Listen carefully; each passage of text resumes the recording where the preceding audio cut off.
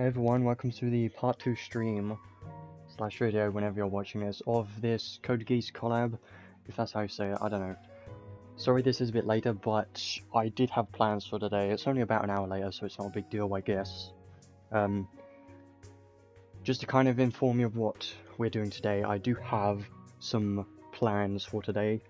There's a few more things that I want to do in this stream, so this may be a bit longer, depending on how things go, but same as usual, I'm going to go over the new unit and the arc, do our normal stuff, but I also want to include in this stream some, well, talking about the event a bit more since I've been doing that quite a bit, and also talking more and showcasing more of Lelouch, who was the part 1 unit. I have him fully built now, so that's going to be included in the stream as well, so that's going to be fun, and just kind of making sure we check everything. And let's kind of start off with the part 2 unit, which I think he looks pretty good.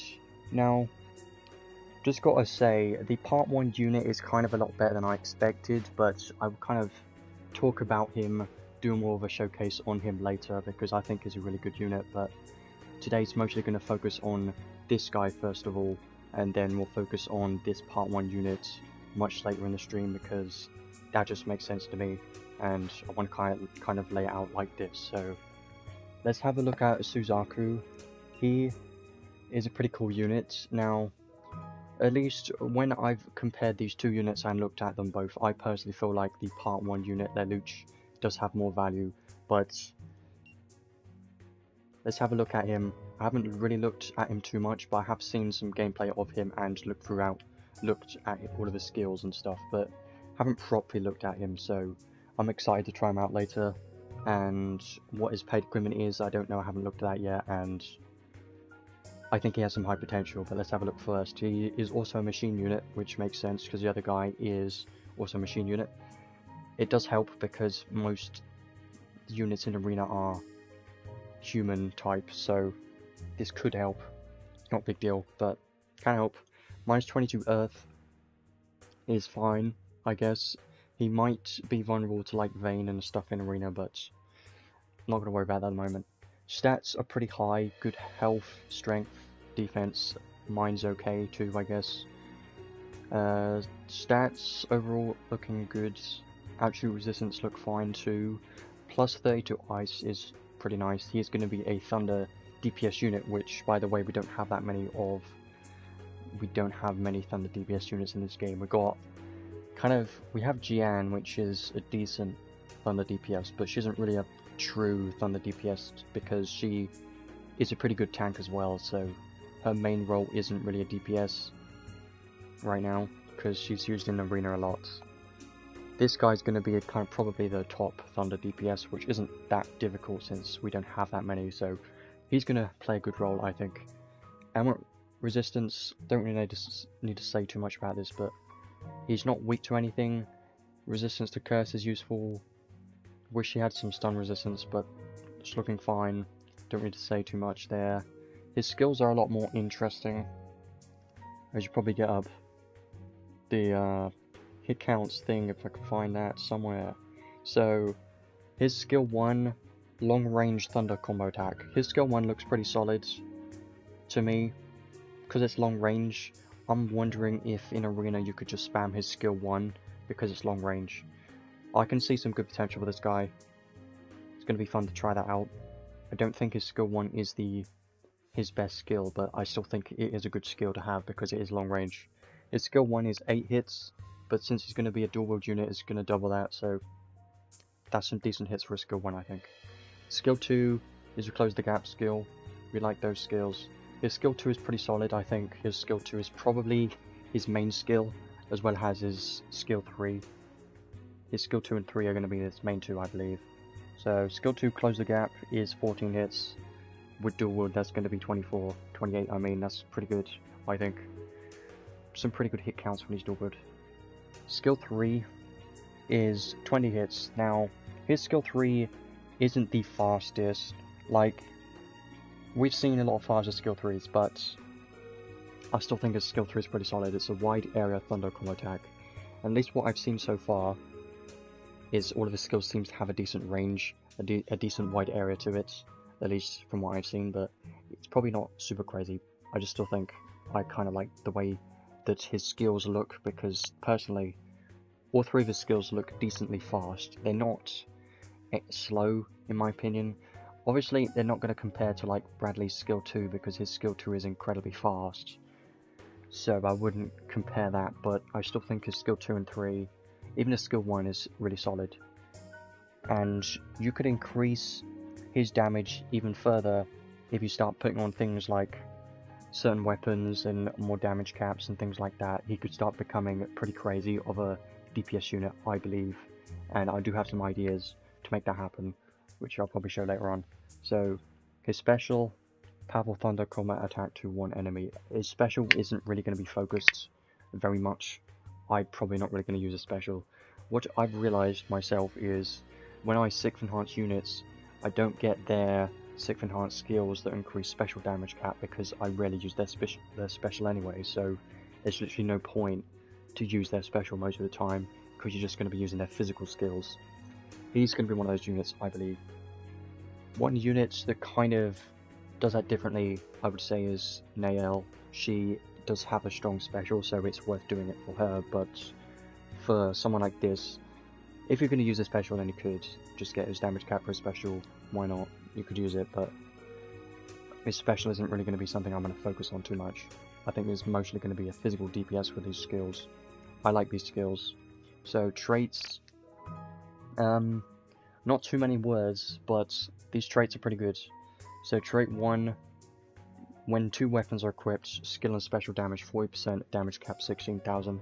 That's pretty good for a trait. Pretty decent. 40% isn't massive, but I'll take that. 16,000 damage cap's pretty high too. It does say 2 weapons, so you could have any weapon with that. You could have any 2 weapons, but he is kind of locked to both swords and machines, which in my opinion is fine, because we have a lot of machines and swords available to us, so it's not a big deal. Battlestar, Autocross, Grand Brave, Fort, Haste, and High Vitality. That is some very good buffs right there. Autocast, Grand Brave, Grand Fort, Haste, and High Vitality. Only one that isn't there is obviously Critical. That would have been nice. I don't know if he has that in his skills, haven't checked, but Crit would have been nice as well. But those are still some very good buffs. And one thing I've got to mention, keep in mind, is that if he dies, then he's not going to get those buffs back, so that's a little bit of a problem, but just make sure he doesn't die. Which brings in his second trait, which kind of helps with that bit. I think his second trait, very similar to Mikasa, which I don't have on my account because I felt like she was kind of underwhelming as a DPS, but I didn't realise her potential in Arena because I didn't really care about it at that time. But let's have a look. 1 close to death, very greatly restore HP. It's nice to have that. And it gives unit a buff that nullifies physical damage taken for 7 seconds. And prevents flinch from physical attacks for 7 seconds, and SET recovery speed 100%. Here's the thing, this is pretty crazy, because this is very similar to Mikasa.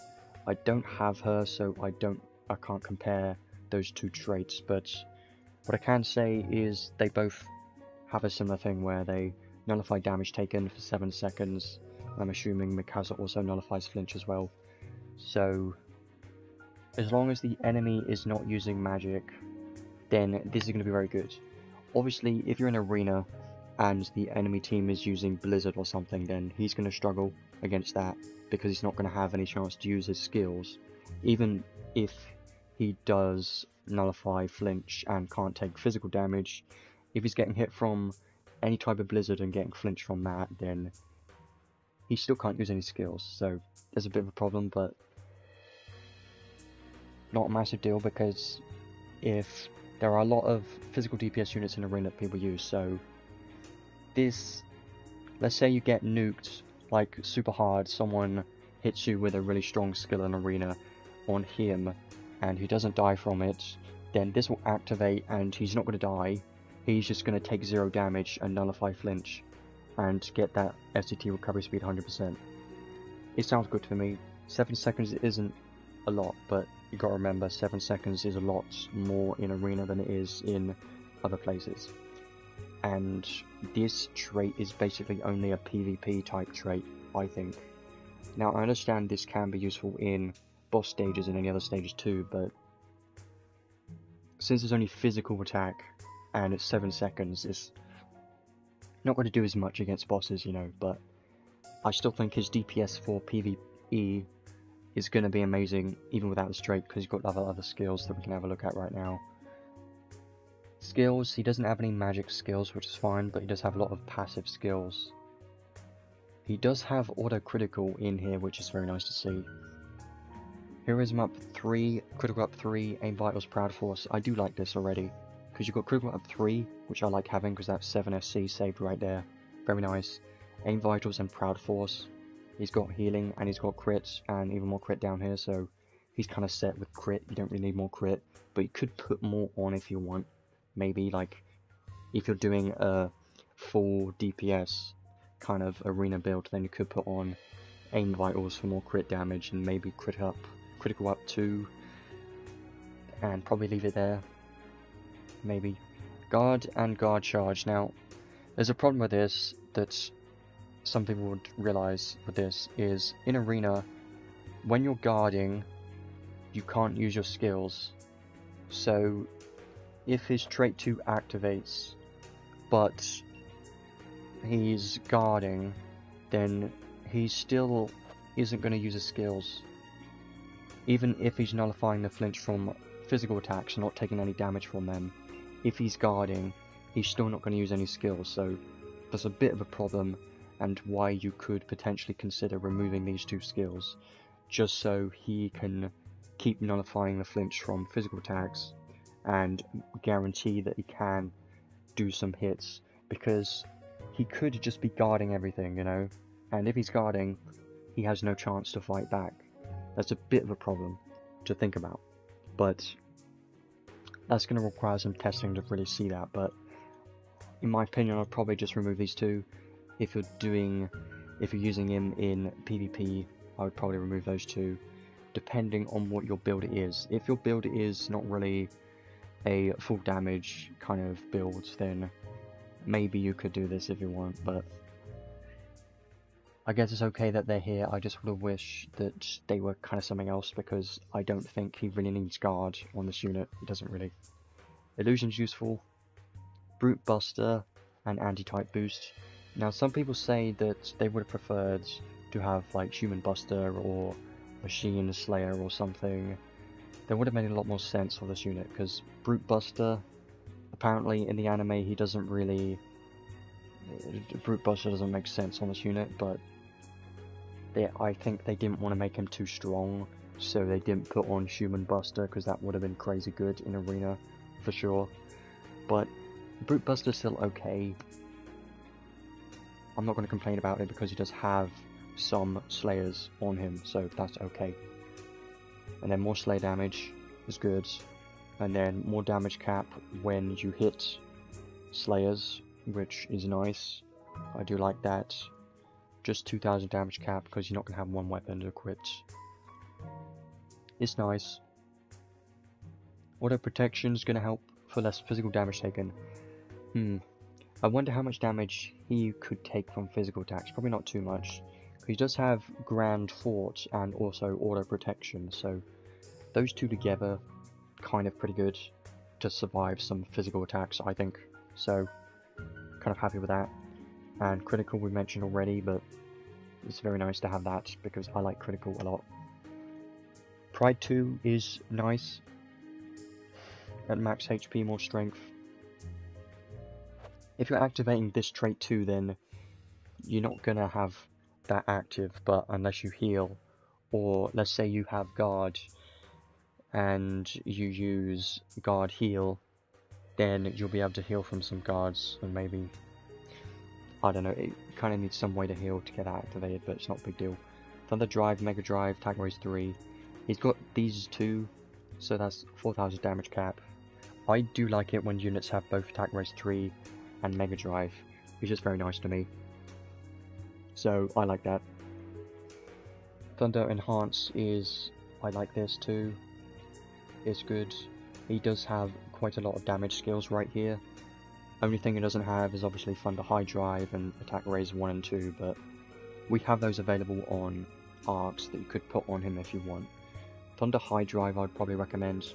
I think that would be good. And potentially Attack Raise if you could fit them on. Pose of Glory, he has it on him already, don't need to say too much. It's 2 SCs, whatever. Less speed, movement speed actually going to be helpful.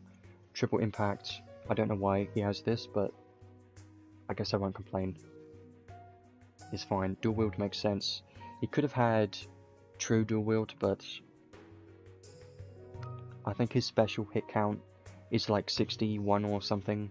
So if he had True Dual Wield, his special would be too many hits, I think. So makes sense in a way. It doesn't really matter. There isn't too much of a difference between Dual Wield and True Dual Wield. Twin Wield Boost is a new type of skill that we might potentially see on future units. When 2 weapons are equipped and they're the same type, then you get more damage and damage cap. Now, this is good, but the thing is that the boost you're getting from this isn't super high.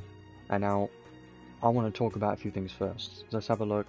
We got Sword High Boost and Sword Giga Boost. So, here's the thing, is he kind of needs a sword.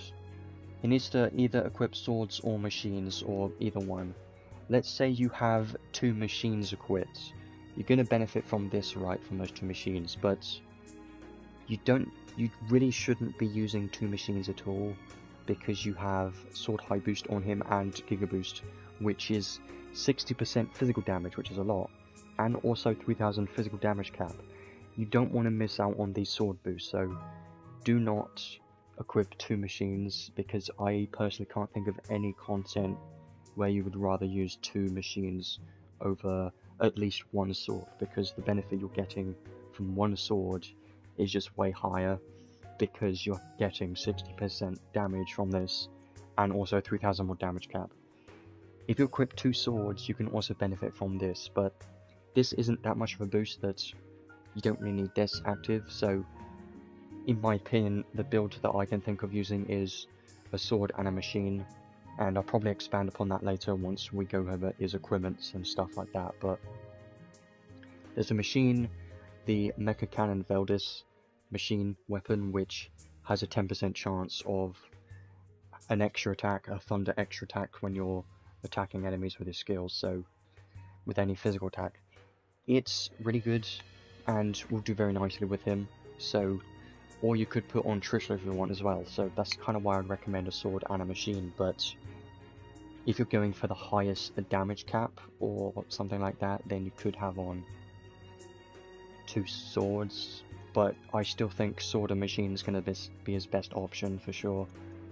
And you could even put on, if you have a machine, you could put on machine boost, and we have machine mega boost available on a arc as well if you have that. So I think his highest potential will be a sword plus machine. That is probably what my build is going to be, but we'll look at more of those equipments later. Indomitable Spirit, when taking lethal damage, survive and recover 30% HP. This is going to help and go pretty well with his trait 2 in like arena, because if this activates at the same time as this, then you're going to get 30% skill damage buff, which is pretty good. I don't know if they do activate at the same time, but I still think it will help, because it will allow him to go for a full damage focused build, and he will still be able to take a lot of damage, because this trait 2 should activate, because he's going to restore HP once he takes lethal damage basically, and very great restore HP here, and you could even put on Awaken or something too, so it's pretty nice. Combat Master 2, this is mostly going to help for PvE against bosses, maybe. It's nothing too crazy. Focused Will, don't really care too much about this, but that's fine. I was just thinking, does this help with against Theopolis in arena? Like, would it mean if you're using Theopolis and which is 10 seconds, would it half it to 5 seconds? I don't know. I never really paid attention to that, to be honest, because I never really focused on this skill. Parry, this is what Bradley has too, and it's kind of funny because they're both strong DPS units, but it's nice that he has this, I guess. Chance for critical damage taken minus 4%. It's whatever. Now we get to his final skills, his unique skills, which are interesting, always. So this is kind of similar to Lelouch in a way. If remaining MP equals at least 10, then cut damage taken based on physical attack distance. It's the same as what Lelouch has, but they've done a bit differently where it's based on the distance from the attack. So if you're taking long range physical damage, then you're going to take less damage from that, basically. Special damage, 30%, it's nothing crazy. Anti-type physical damage cap, 5,000, that's very good. But non-anti-type physical damage cap, minus 1,000. So you kind of need to have Slayers activated, because if you don't, you're technically missing out on 6,000 damage cap. So if you want his maximum damage potential, you really want to focus on Slayers. So think about what boss you're going up against, and just use the right Slayer, and he's going to do very well.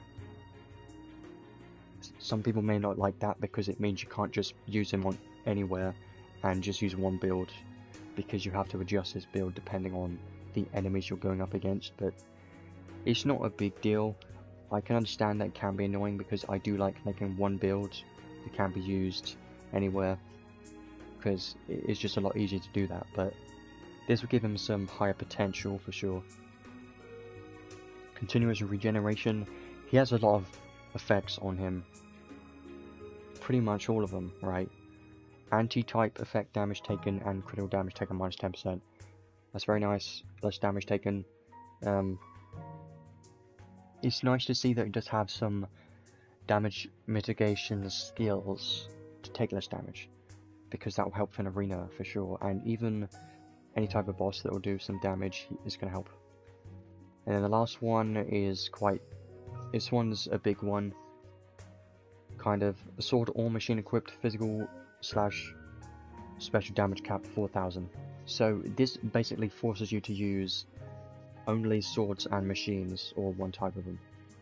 You can't really use anything else, because if you have a sword and machine, then you're getting 8,000 damage cap, so you might as well have them both, because you're not going to benefit more from something else, are you? When you have two swords, you get 10,000 more special damage. Nothing crazy, could help with special damage if you really care about that. When two machines equipped, then when physical attacking, cut enemy defense by 20%. Like I said before, I still think you're not going to have two machines equipped, and having two swords equipped isn't really a massive buff. That's why I would probably recommend to have a sword plus machine, because I think that will be his best option for sure. But if you care about his special damage cap, then you could have two swords, that could be decent. And you'd also benefit from the twin wield boost as well, but this skill isn't really much, so you don't really need to worry about this too much. Just make sure that you use swords or machines, and don't use two machines, because that's his worst option, I would say. And then you've got his basic 6 enhanced skills, which I don't really need to say too much about this, but more damage cap for skills is nice. I'll definitely get these three, and then his less physical damage taken is very nice. But for his special damage cap, what I've been doing with units recently is I don't get their special damage cap skills for 6 enhanced if I don't use their special at all, so that saves a few materials, since currently getting ultra clusters is quite difficult. So I would just recommend to get his damage cap skills for his skills, and then this less physical damage taken, and then not these two. If you're going for, you know, just to build for PvP or PvE, well, for PvP you only need this one, but he's going to be great in PvE as well against bosses, so I definitely recommend these three as well. These two is only if you're going to use like two swords and use a special damage, so that's all of his skills. I think from looking through all of those, I'm quite happy with what he's got. There are a few things I'm concerned about, but not too much really, like his guard skills, it's only 2 skills, it's not really that big, and he has a lot of continuous buffs if you think about it. He's got Grand Brave, Grand Forge, Haste, High Vitality, Protection, Critical, and Regeneration. That's like 7 continuous buffs. That's very good. That's very good for sure. As long as he's not dying. If he doesn't die, then he has all those 7 buffs, which is a lot.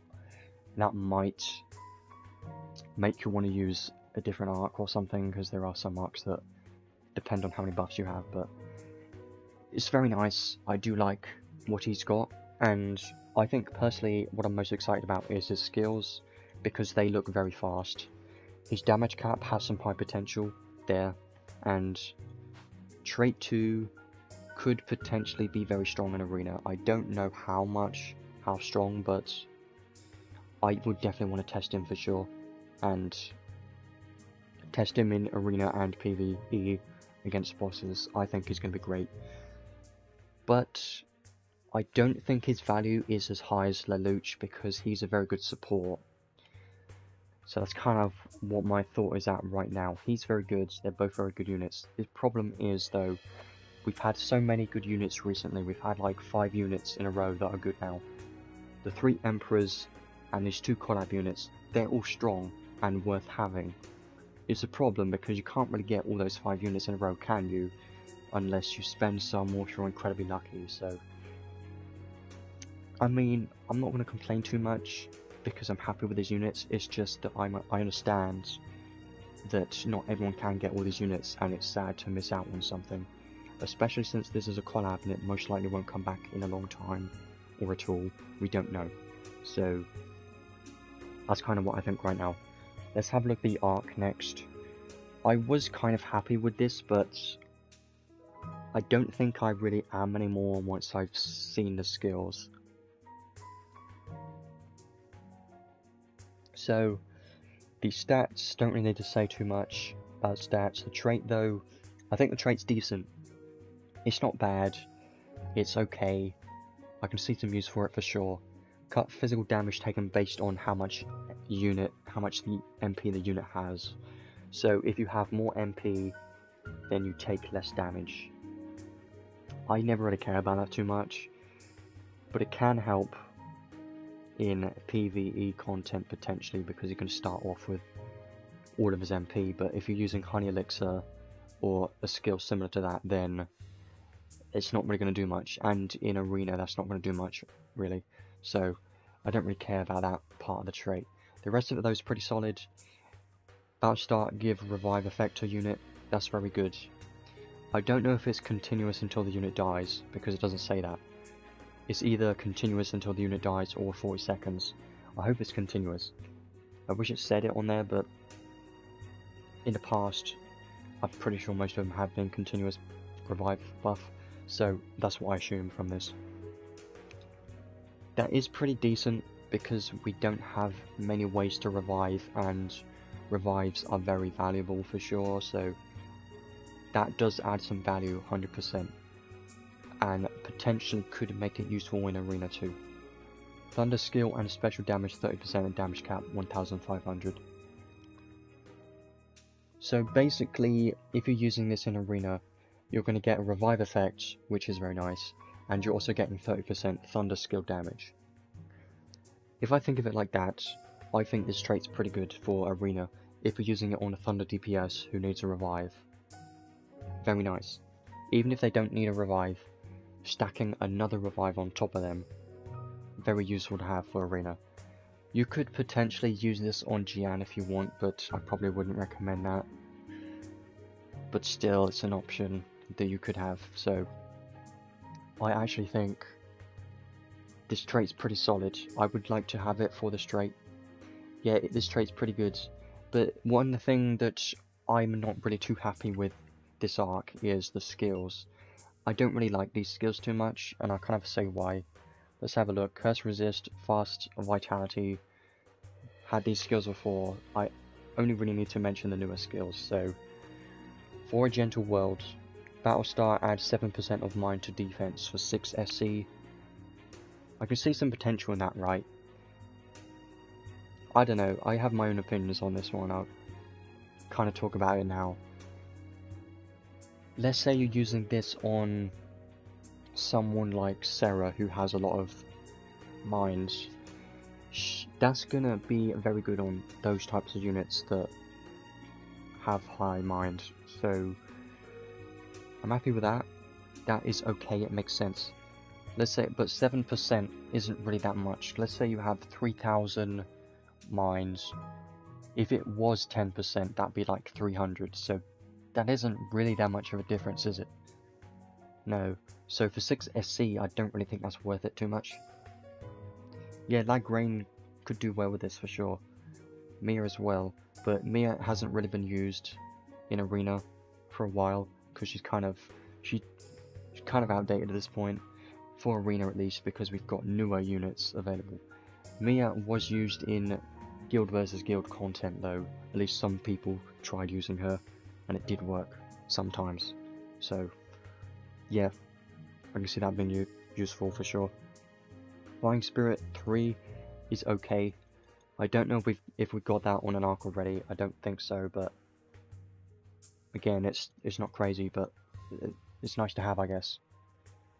Awaken, we've seen that before. Don't really say anything about that. Now, the main skill here is Pinky Swear.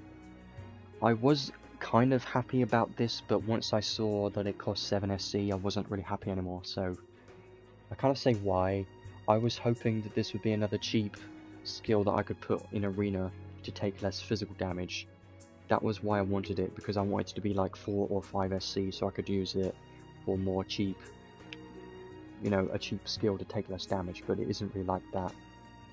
If one other ally has this skill, then damage taken minus 10%.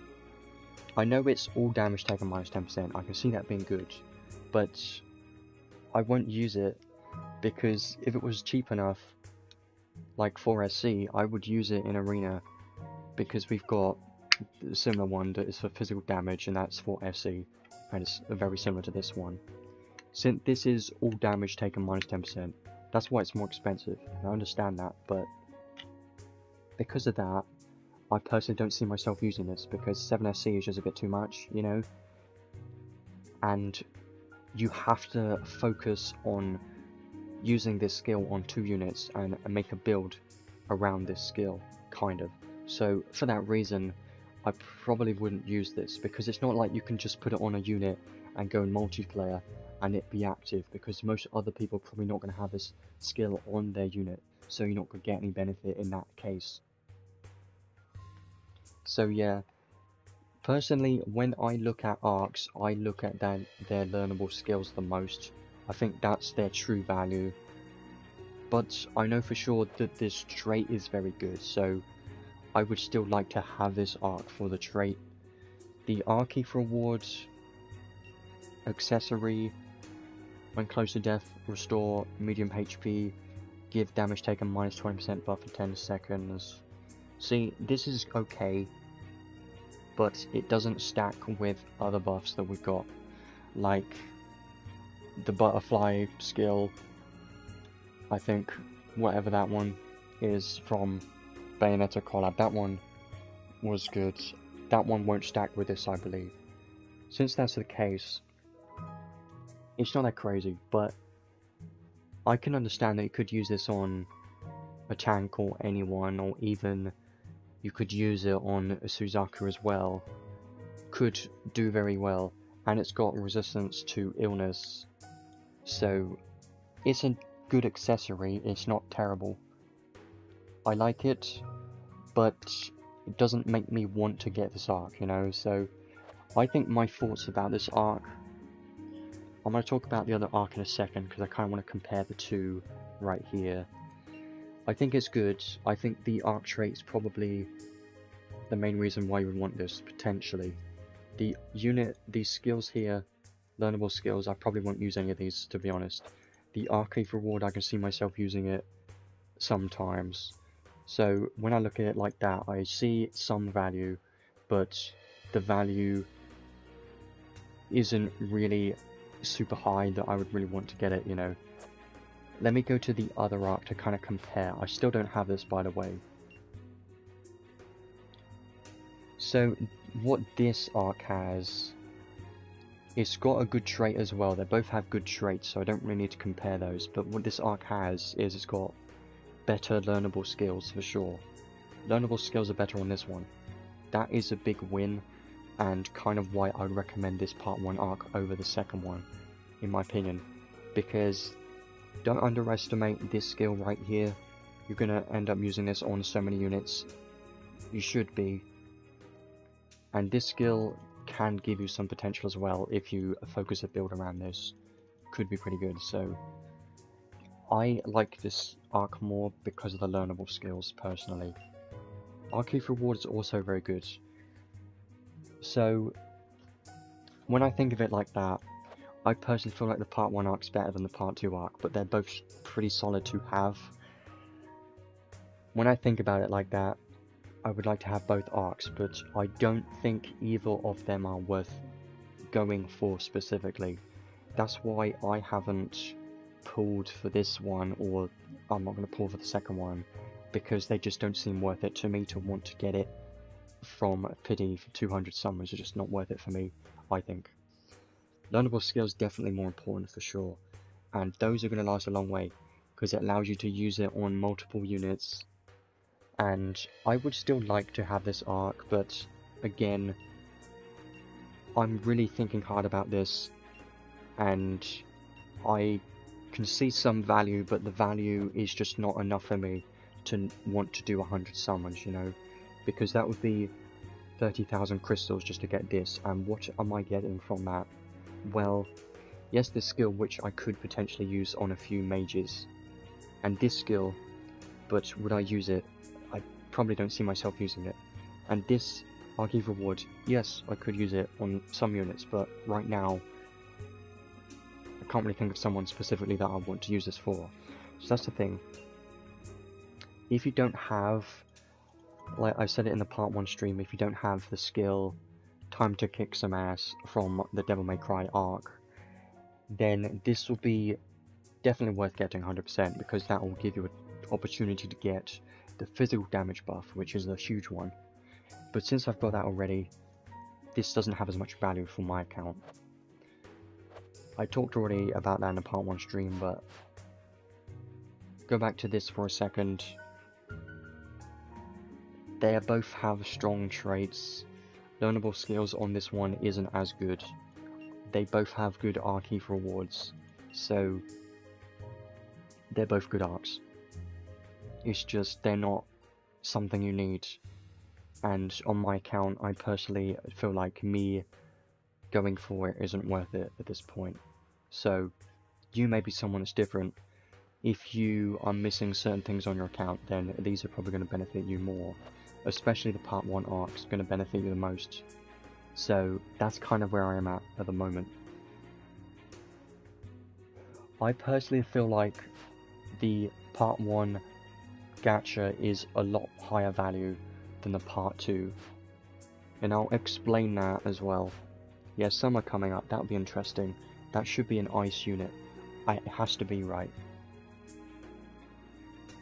Lelouch has long-term value for a unit because he's a good support and a DPS.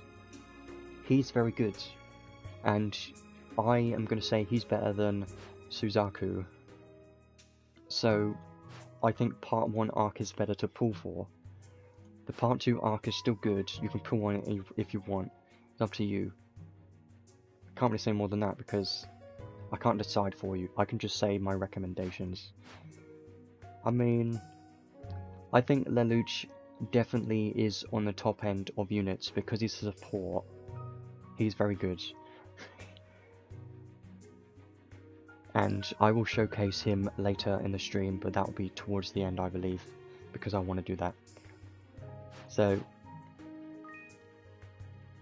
that's that. Let's have a look at the trading space, because I haven't looked at Suzaku's paid equipments yet, and I think, at least what I've heard, is they may be pretty good. I don't know though. The event was updated, you know, that's good. I can get these tickets now. 16 tickets could be decent. If we get anything from that, who knows. Yeah, I think paid equipments have been pretty good recently. Let's have a look though. He's got a sword and an accessory. Makes sense. Because he's got sword high boost and giga boost, kind of enforces the fact that you want to equip the sword. Let's have a look at the sword first. I think I have some high hopes for the sword, but let's have a look. So, Thunder Sword, good. Thunder Attack Damage Cap 2000, already amazing. 2000 damage cap for all Thunder attacks, include your special and your physical. Very good. Curse of... I still don't know how to say the collab name. Curse of Geese activates physical attacks and all enemy anti-type effect for 7 seconds. Oh, okay, I get it, wait. Yeah, this is what people were talking about. This is pretty stupid and insane. Because Curse of whatever is his trait 2, if I... Obviously it is, but I'm just gonna make sure anyway, because I might as well do that. If it's trait 2... Yeah, it's the same name. Gets the buff. G-ass. I just say geese. I don't want to say ass. G-ass. Sounds weird. I'm not worried about it. This collab will be gone and people won't judge me for saying the wrong thing, it's fine. This sword's very good, and here's something I want to say. This will be amazing in Arena for sure. Because all enemy anti-type effect for 7 seconds, and you're nullifying flinch, and you can't take damage from physical attacks. Do you understand this? It means he's getting all slayers, every single slayer possible, for 7 seconds. 7 seconds isn't a lot, I know, but still, this has some insane value in mostly Arena. In other content, not as much. It's mostly for Arena. New Mikasa, yes. Mikasa 2.0, I'm all for it. You know, even when you're not using that buff in PvE, just use this sword for the damage cap, and it's a thunder sword. It's still good. The only problem with this sword is it doesn't give more damage. Now, it's not a big deal. It's not a massive deal, really, because I believe he has a lot of damage skills already, and the trait is just very good. I like this sword. I'm already going to say that I'm going to get this sword now. I want this sword. I will get it, because this sword on him in Arena could have some very high potential. Even if he isn't good now, he could be in the future, because just think about it. 7 seconds he can't get flinch from physical attacks, and he can't get damage from physical attacks, and he has every single slayer and a lot of damage, and that SCT recovery speed. It's just crazy to me. It sounds crazy. The only problem is that if you're fighting someone that has Slayer, Nullify, like Sarah, then it's not going to be as good, but still. Magic will also be a problem, yes, but it's a good and bad thing. I still think he'll be good, because if you get completely destroyed in the first few seconds, if we're using Pirate Ship, which gives you 10 seconds of Nullify Flinch, then magic is not going to flinch you anyway. I want to check something before we go over the other accessory as well. Where the one is paid accessory. There is this. Grants flinch resistance for a certain time. Here is your answer. Maybe. I'll have to check this. But I probably want to check it now, but this arc, I know it's an SR arc, but you could use this on him in arena, which would mean that he's not going to get flinched from magic attacks, right? I'm going to check it, because this could be pretty good, potentially. I'm just thinking about it though. I don't know. I want to see. It is, where is it? It's, I want to know how long the buff is at level 10, because I don't know. Let's go back to trading space.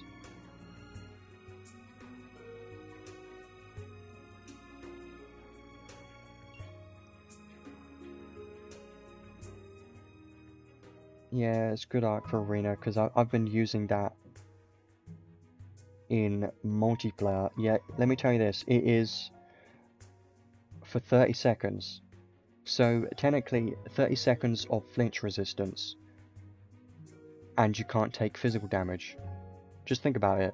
I think that arc, that SR arc in arena on him with full damage might be crazy. And don't steal my idea. You can if you want, but I'm gonna be real disappointed if you do. But that could be like the new meta or something. I don't know, but I'm just coming up with ideas. Let's have a look at accessory. Won't faint from enemy attacks. Oh yeah, fainting could be a problem if you're taking, because even if you're nullifying the damage taken, you could still get fainted, right? This will stop that from happening. That's pretty good. Yeah, I mean, I don't know if I started that or what, but I was there at the beginning at least, and I mean, I could have started that maybe. Cut physical damage based on how little HP is. I like that. That's pretty good. But again, this is mostly for PvP. So here's the thing I want to say about these paid equipments. This sword it's good in PvE because it gives damage cap, right? Yeah, well, I don't know how many people watch the streams, you know, so I mean, I probably was one of the first people to do it, to be honest, and I discovered how strong it was, and I'm also one of the few people that started using Nael in Arena as well, so I kind of started that, potentially one of the people anyways. I main Nael. I want to show her later too, because she's one of my favorite units right now, but back to this paid equipment. I definitely gonna recommend this sword over the accessory, because this can be used in PvE for the damage cap. It's good in PvP too. This accessory though, this is only gonna be good in PvP, because in PvE against bosses, it's not really going to do anything, because what you want in PvE is more damage, and all this is giving you is you can't faint and you take less damage, which I know is good, but that's mostly for PvP.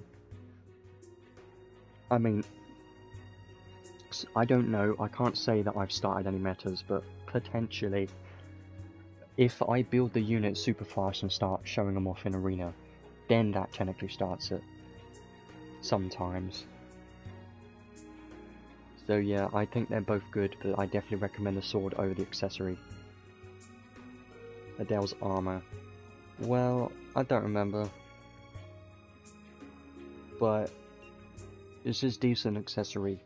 I think if I'm using this guy in arena, I would definitely want to use his sword and his accessory for sure. That would be like his two best options for an arena build, I would say. Because not fainting is pretty important, and taking less damage is useful, and this you basically need for arena.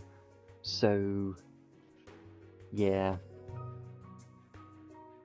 it seems like they're trying to make him focused for PvP, which is interesting because we've had a lot of PvP units recently. Haven't done any summons yet, so that's the paid equipment. We should do summons in a second. We'll do that in a minute. But one thing first. I've been messing around in Arena lately, and this is what my team's looking like right now. I've been using Lelouch in Arena, who's actually pretty strong in Arena, for single wield, and his armor is quite strong. And one thing I wanted to show as well is this. She's at plus 30 now. I'm just using Nael as a physical DPS. I rarely use units for their special. I know her special's pretty good, but I mostly use her for her skills. She's my main unit right now. She's my support as well. She's like my favorite unit currently. So, and she's like one of the best units. Fight me. You won't. She's good. She's so good. Don't underestimate her. I'm using her in Arena because, you know, some people are, like, sometimes, occasionally you'll see one person, like, this guy's using her, not many people using her in Arena yet, right, but I am, and good luck, because she's pretty strong, definitely. Since they changed the AI in the update, she's way better now. She's even on my defense as well. But yeah, she's on my defense. She's doing pretty good. And this level 10 arc skill too. She's very good. I tried using her in Guild vs Guild 2, which worked okay.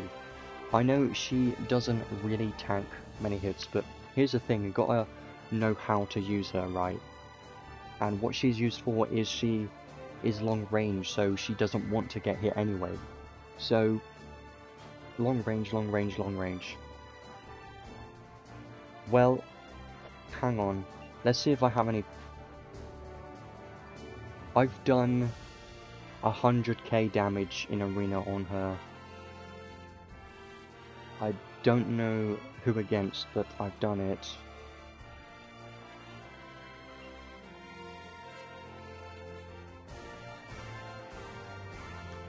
I just opened the damage report if it would load. Yeah, she's basically doing the majority of the damage. Well, 100k one hit is what I mean. I don't know if I have a replay of it. I'm just gonna replay this one just to show this, but she's amazing. I know I'm not trying to showcase her, but I just want to show this off a little bit before we get into the summons in a second, and then start showcasing more of Suzaku. That will be very soon, but I don't remember this replay because this was yesterday, so I don't know how much damage she does here.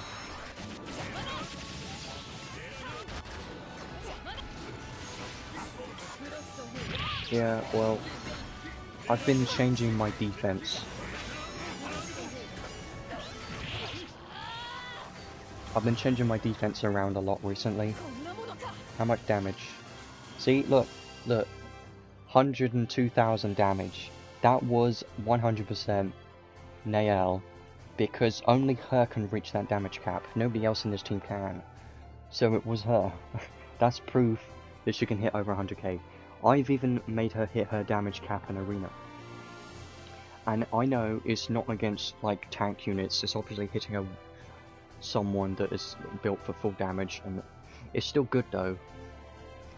It's pretty good, and I'm probably going to start a new meta off right now from showing this off, but I don't care. This is fun. She's too strong in Arena, and she's going to be like Roy was, and still is. Change my mind, you won't. That's kind of what I want to show there. I will probably show off Lelouch in Arena later on as well, because he's pretty good. Mine's mostly built for damage and supportive buffs, and if I was going for full damage, I would do dual wield. Well, I wouldn't say that. Obviously the meta changes, so the best defense won't be once the meta changes and there are new units. But my current defense, I like it personally. I like using her. This is like a waifu team. It wasn't on purpose, it just kind of happened, you know. Yeah. Well, I still like this. I've been messing around with my defense for the past week or so. Maybe more than that, I don't know. There's definitely a lot of strong defense teams up there, but I would probably say mine's a more difficult one depending on your team. If you're more of a meta player or a top tier player, then you're not going to struggle as much. And if you played for a while and got more recent units and stuff, and understand Arena, then you're not going to struggle really. Unless you're doing auto, then it's a different story. So let's start doing some summons, I guess, because I would like to get this unit. I think the main goal for today is probably to pull this unit. Well, there are some defenses I struggle with, but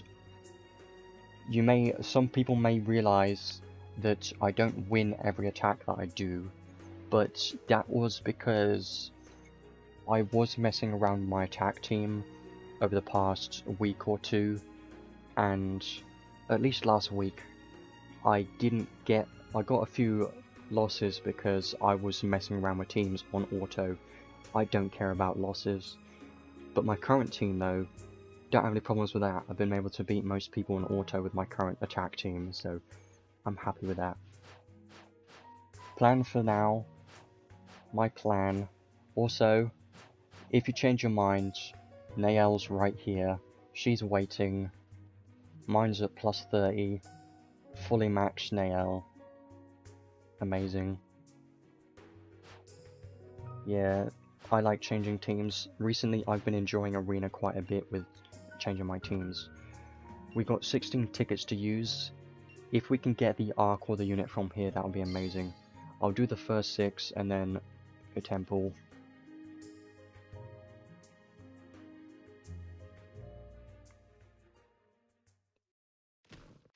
Yeah, well, the arc is not something you need. It would be nice to have, though. I can see that. At least my plan for this is I'm not going to pull for the arc. If we get it, then that's great. If we don't, then I'm not going to pity it. Most of these are not going to give anything, they're just blues so far. 3 more singles and then the 10 pull as the plan, and then we'll do the step gacha, and when it's a blue it's a skip, usually. And there's also the question of what is my plan for the part 1 arc as well. Because I could still try to get the part 1 arc, I don't know yet. Nothing from the singles, that's stupid. Let's get a red from this 10 pull at least. We haven't gotten any luck from tickets recently, and that's probably still going to be the case. Tharia by herself doesn't give hope, but you never know. If we get the unit early, then we can save a bunch of crystals. That would be nice. But I would still like to get I want his weapon and his accessory. Tell me there's at least one red in here. It's an arc. It could be the limited arc, but it's not. It's a dupe, because we've gotten that many times recently. If it's the arc, I'll be happy, but no, it's one. The arc I've got many times at this point. Plus 23. We haven't got any luck from tickets. I want more tickets. I'm trying not to spend all my crystals on this. Trying to be smart for once. I don't have any of those. One thing is I go to trading space.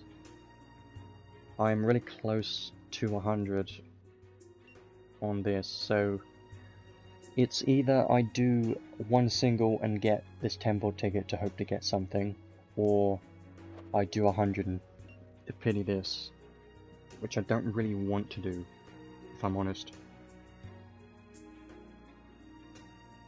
So I think what I will probably do is do one single on the part 1 and get that temple ticket, and then that's it. Because I don't want to do 100 summons just for an arc, you know. Even though it's good, I just feel like I don't need it as much. Let's do this. Step Gacha. I do very much want this unit, for sure. 100%. So we're gonna get him today. And his weapon and accessory. Because I feel like they're gonna be strong in Arena. It's a blue. It's a nothing. Hopefully we can get lucky. Somewhat. Our part 1 luck wasn't really that good, if I'm honest. It was okay, but could always be better than that. I would be happy if we get the arc as well. If we can have something.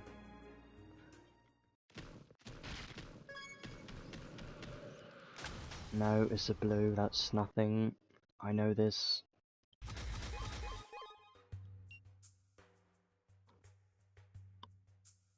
I do have a few free crystals I could use. I don't really want to though. Yeah, let's hope a red from this one at least. We have only gotten one red and that's kind of concerning to me. I don't think there's going to be a red in this one either. It's probably going to be one gold or something stupid. I bet. Tharia, but it's a blue. I mean, yeah, I just think there's a few golds. That's all there is. Yeah, no animations. You can't give a red on that. You need the animations, otherwise not going to be anything on there. Well, we'll continue Step Gacha for now, because I want to get those paid equipments first of all. We'll get those paid equipments and kind of just see where we're at, I think. And then probably consider what we're going to do for part 1 as well. Can we get some red at least in this temple? There has to be one. You're lying to me if there is not a red in this temple. I will be shocked. There is a red.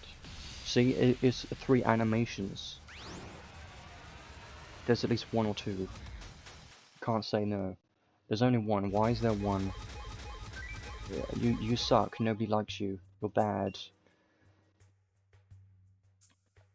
At least it's a unit. Units are more rare than arcs, I guess. But she's bad. Nobody likes her. At all. She's terrible. Can we get something new, at least right now? No, probably not, because Zekus Gold, though, at least could give something. Or not. 1, 2, 3, has to be. Yes, there's 1, at least 1. More than 1. No. Something new. No. Another arc. Great. Plus 18. Wow.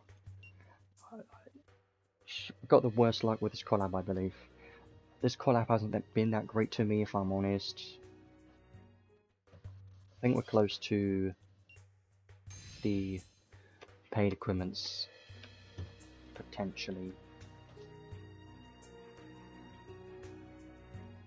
Something good right here has to be Tharia, but it's a blue. I don't have hope anymore. It's bad. No, only 1. There can't be anything here. I knew it. I can tell when the game is being rubbish. We'll do 1 more, and then I'll kind of double check how many credentials we got. And then, I don't know.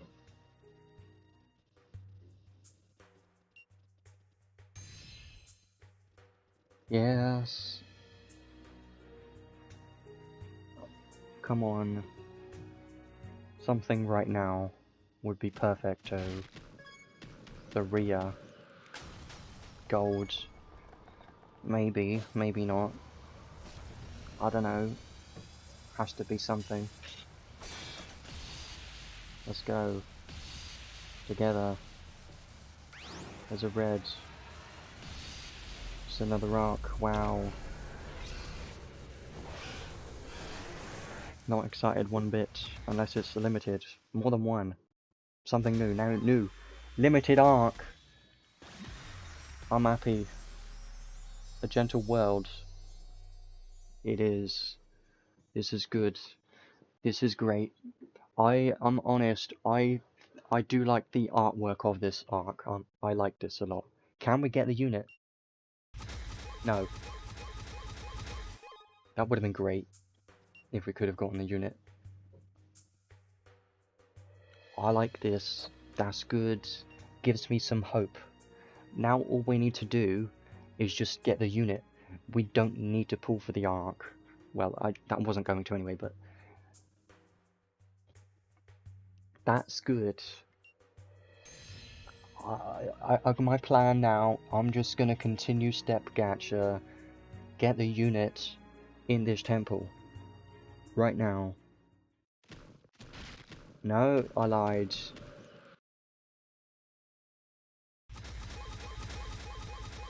Ah! That's dumb. I wish that luck was on the other banner. I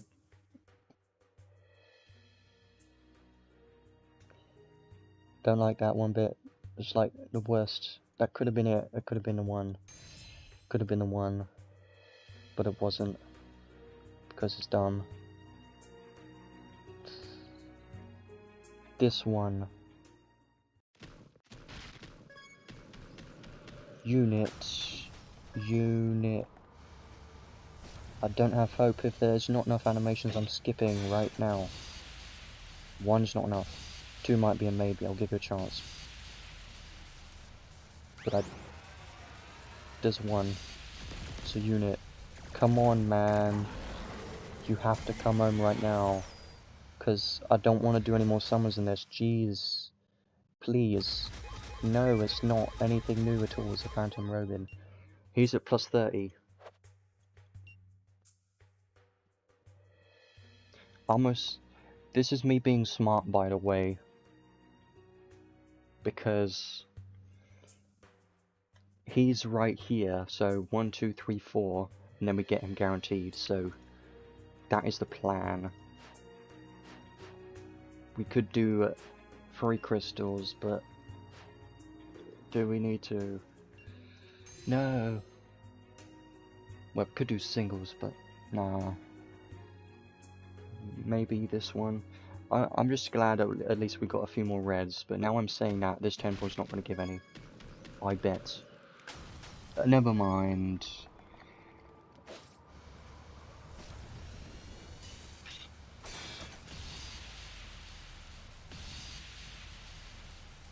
Unit? Unit. Unit. Unit.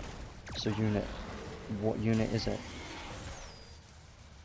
So unit. It's only one. It's him. It has to be him.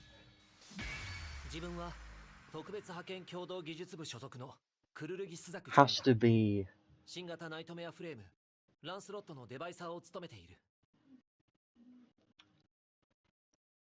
Very nice. That wasn't too painful, if I'm honest. Very good. Glad he actually came without having to pity. That is always a win in my book. And the fact that we got the arc as well on top of that. That's pretty good. Now, the other question is, do I pull for the arc in part 1? Or do I not do that at all? Don't know. I mean, I would still like to have it on the account, but like I said, it's not something I need, you know, so I could do a few singles just in case, but I'm not gonna push my luck on this one, I think. I have enough for the 10 pull ticket now, I could do that. Take a break for the moment though. Because, like I said, my original plan was going to be just to get the temple ticket and then stop for that one. Let's have a look. Let's go to training space and see how we did. Because I wasn't keeping track. I never keep track. I've been getting connection errors ever since this collab started. 81 credentials. Makes sense. Most of our summons were on the step gacha. We'll get both of these. And then the rest will be on prisms. We don't have to touch the part 2 gacha since we got both of those things. 82, only 82, that's not bad. That's pretty good. Because on the part 1, we're at 100, and we don't have the arc yet.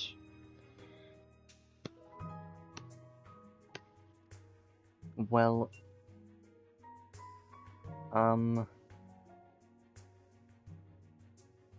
well, I don't want to pity it. I still stand by my ideas of not wanting to spend 30,000 crystals just to pity it, so for that reason I'm going to get this temple ticket and stick to my guts with this one. Not going to let the game take over. I'm just going to get a temple ticket, and that is the final chance we got, technically, to get that arc. Any more than that, I'm not going to do more than that. I'm just going to skip it. But yes, it's risky, but it's better than nothing.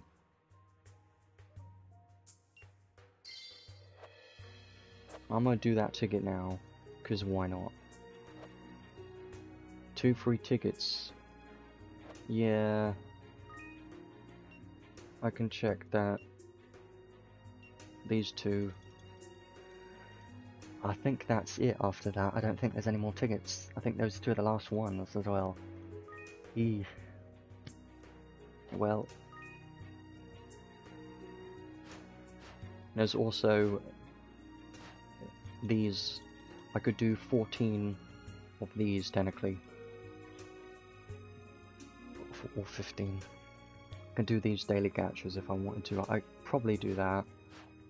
So let's use this last temple ticket. This will be the last summon we do in this collab, on the stream at least, probably. We're looking for the part 1 arc, but like I said before, it's not something I need. It's just something that would be useful to have for sure. So I'm trying to be clever from now on and not just get everything because that's dumb. So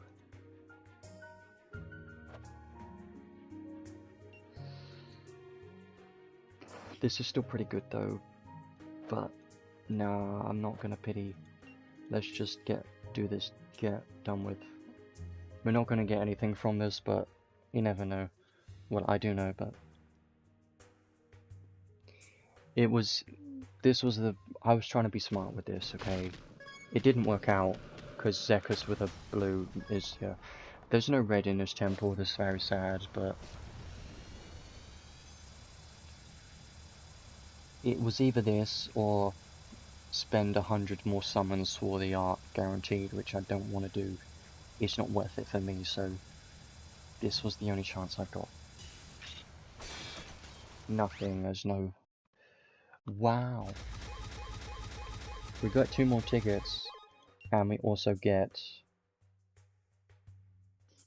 singles for dailies. I could do a few singles with 3 crystals potentially, but I've done that a few times and it hasn't worked, so I don't recommend doing this. Might try for 1 single red and then we'll leave it there. Maybe. Ah, never mind. Game's a troll. This is funny, but not happy. I don't know what to say about that one. I don't know, but right. Yeah, sure. Okay. I'm confused and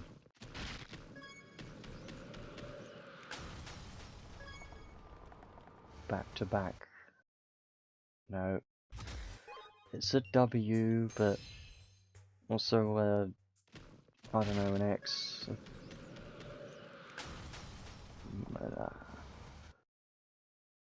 Oh my god!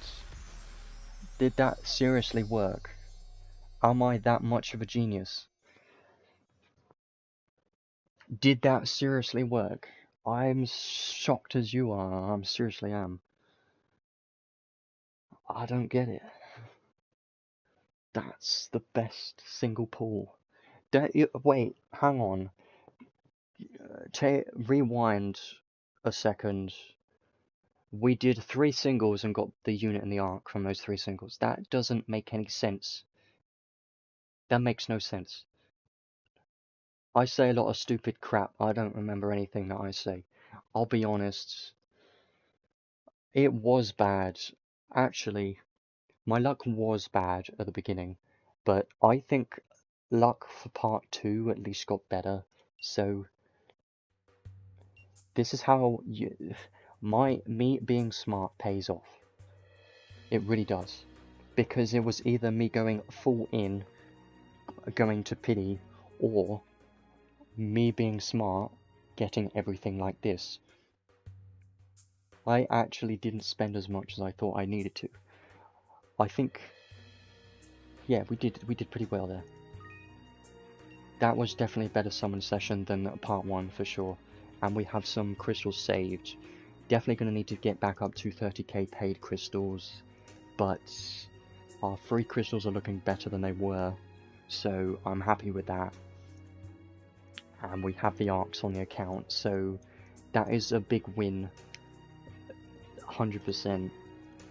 But how do we level them up? Not going to worry about that. Let's have a look at Trading Space one more time. We'll showcase Suzaku in a second. We did 3 singles. If you don't include that temple ticket. Wow. Well, that's good. Yeah. Well, I'll be honest, I usually try to get everything if possible. But this time in particular, I wasn't trying to get everything from spending everything. I was just trying to get everything from being smart. This time it worked out better. So, I recommend most free-to-play players or light spenders try to do what I do. I mean, not with the spending part, but being smart with your spending is the best thing to do, because I wasn't trying to get the arc as soon as it came out, but it paid off, so that's perfect. We got 82, we could get some tickets here. There's no reason not to do this at all, there's no reason not to. So we'll do that. And then the 7, that doesn't really matter. I've got a lot of Crimson Ore. I don't know what to use them on at all. Has the UR Stardust reset? I don't think so. No, okay. Let's switch over to Steam, because that is way faster. And then we'll start doing the stuff I really wanted to do. Like showcasing him, building him properly, showcasing Lelouch as well, and testing Lelouch in Arena a bit. That's going to be great. Good stuff. I didn't really have my blue and red souls ready for these arcs, so that's going to be a problem, but it's a good problem.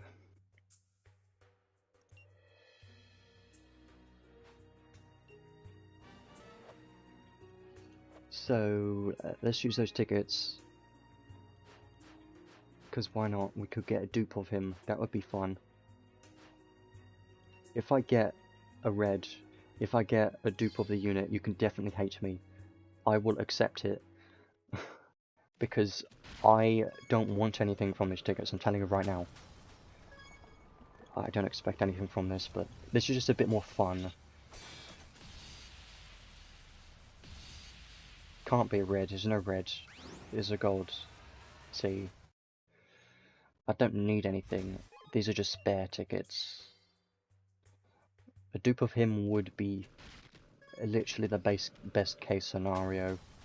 Another blue. This one's another gold, but watching the animations is still fun. One. It's another gold. There's 3 this time though, but it's still a gold, right? Yeah. See, 2 and 3 animations, still the same gold.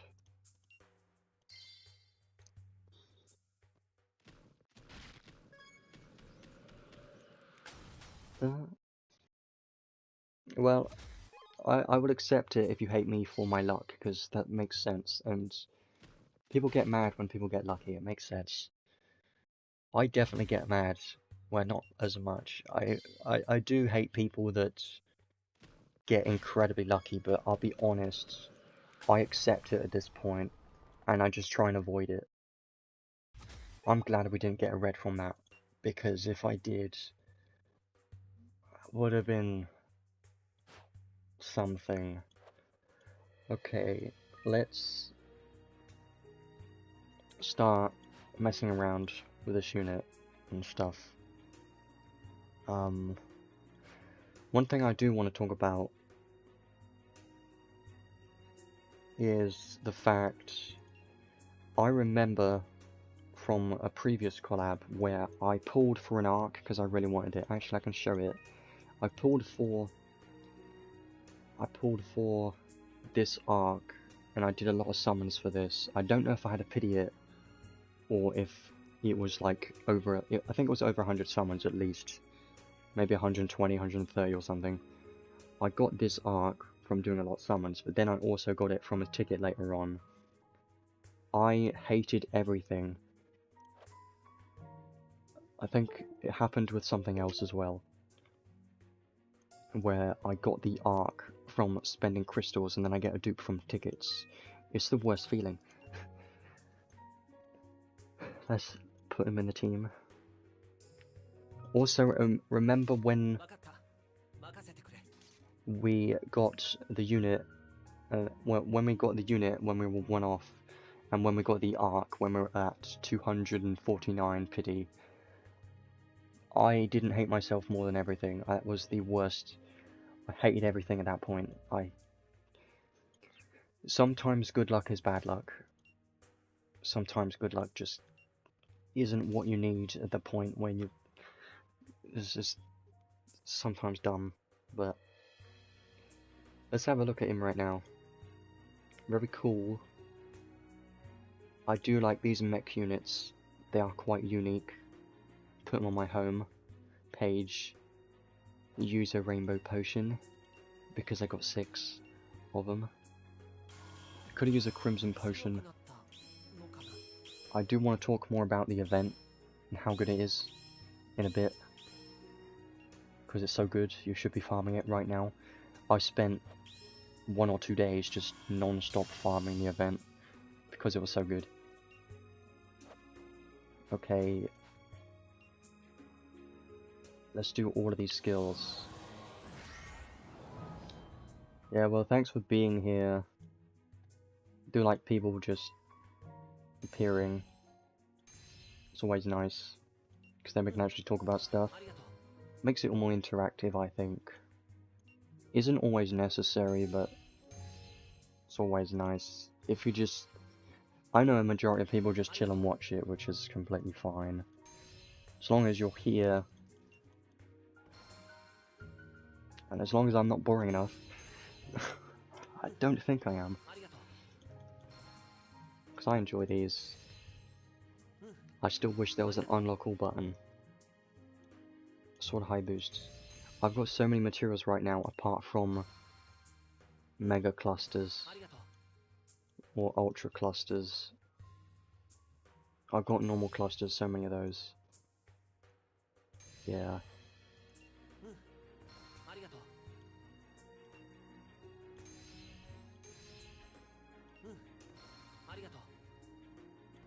Definitely looking forward to trying him out, and I want to show you my ideas.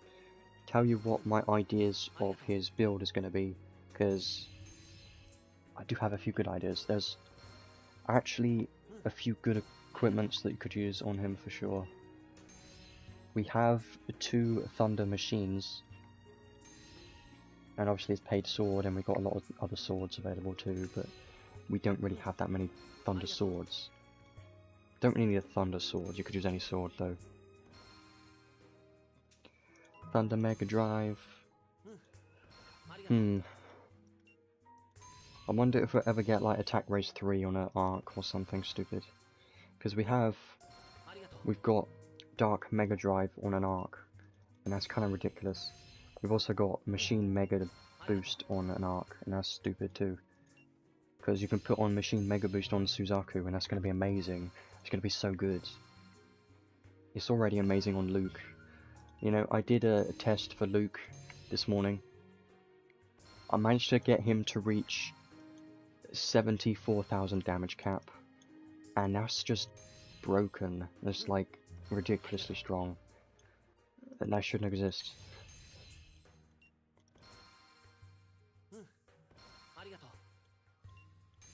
I still stand by it. Luke is the best DPS, 100%, because we have so many ways to increase his damage cap. It's ridiculous at this point. Lelouch definitely helps with the damage cap. Lelouch plus Suzaku would actually be a good combination, but that's mainly because Lelouch is good with anyone, literally anyone. I think that should be everything. What's the ward? 1% thunder damage. Not really excited about that. That's fine. Let's look at equipment right now.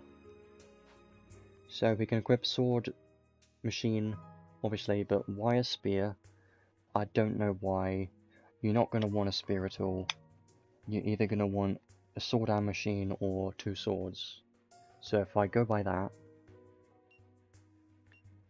let's put his paid on first, and then start looking at other options. So Scarlet Blade if you want more damage cap, obviously. Sword of Lost Souls, very good. You know what he could use is Sword of Lost Souls plus Trishula. That would be fun, because then both his skills and special will ignore resistance. That's pretty funny. That's very funny.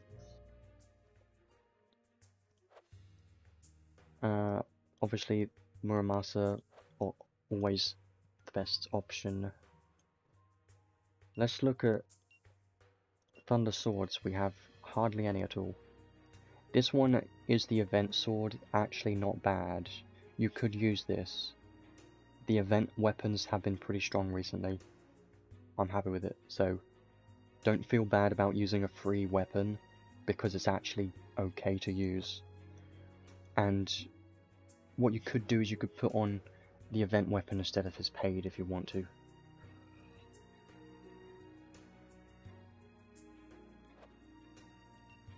And then machines.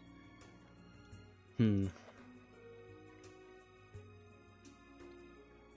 don't know. I mean, what I've mostly been doing on this channel is just doing these streams every time a unit comes out on an update, and that's kind of it. We actually have a few good machines that are Thunder. I would like to do more videos and stuff too, but I'm not forced to do that, and I haven't felt like it recently at least. I've just been enjoying chilling out, doing these streams. I know people like these streams, so I'm not too worried, because if this was my job, then I would focus more on building the channel, you know, and doing videos. But I'm not concerned about that. This is just a hobby at this point that I spend a lot of my time doing, even though the streams may not feel like they would take a lot of time, they still do. Number 1 option for machines.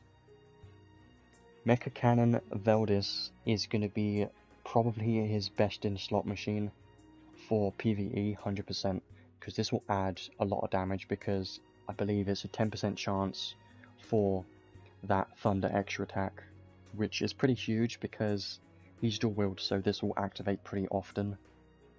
I think his skill 3 being like 40 hits, pretty good. That means on average this would activate at least 4 times every time his skill 3, every time he uses his skill 3, so this is going to be his best option for PvE. You could use it in PvP too. This one, you could use this in PvP though as well, because this is pretty good. I need to get this to plus 40, not gonna lie, that would be amazing. Or you could use Trishul if you want. This one is from Devil May Cry if you have it. It's a good option as well. We actually have a good set of Thunder machines if you got any of these 3. This one, not really going to talk about that one, it's kind of rubbish. But the other 3, especially this one, use this one if you got it. It's from an SSR arc, you should have it. Other machines though, Trishula obviously, you could put that on. It's pretty good, and that's kind of it, I think. Can't really think of anything else that I would use. It's mostly those Thunder machines. Yeah, there isn't that many machines. Most of the ones we've got are Thunder. So definitely use this one for PvE. My PvE build against bosses is going to be these 2 weapons for sure. If you don't have the sword, you could use any other sword, like Scarlet Blade for damage cap is a good option, or if you need damage, Muramasa, that's kind of it. Or any other weapon you've got. Now, if you notice I'm going for a sword and machine, you could go for 2 swords if you want, with like this paid weapon plus Scarlet Blade, or Scarlet Blade plus Muramasa, or something like that. Depends on what you're going for, but I would definitely recommend combination of sword plus machine. That sounds like the best option.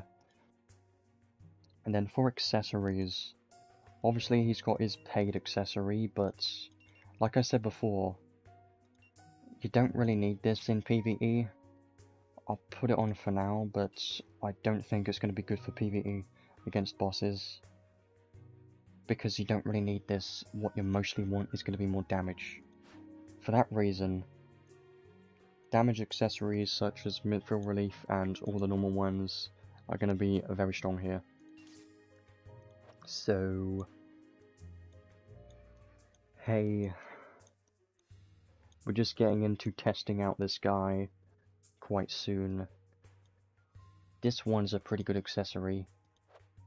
I'm using it on Nael right now, so there's some good options. Fire and ice. This one, now I'm thinking about it, this one could be pretty good. This will synergize well in arena with his paid sword for sure, so this could be a good idea, because hitting anti-type damage you're most likely going to be wanting to do. Consider that. That could definitely be a good accessory. This setup, if I was going for arena build, I would have probably a similar setup to this, not gonna lie. Or change out this machine for something else. A different machine. Maybe. Like the other one. But I think for generic boss content I might go for this. I think for the moment. And probably change out his paid accessory for more damage.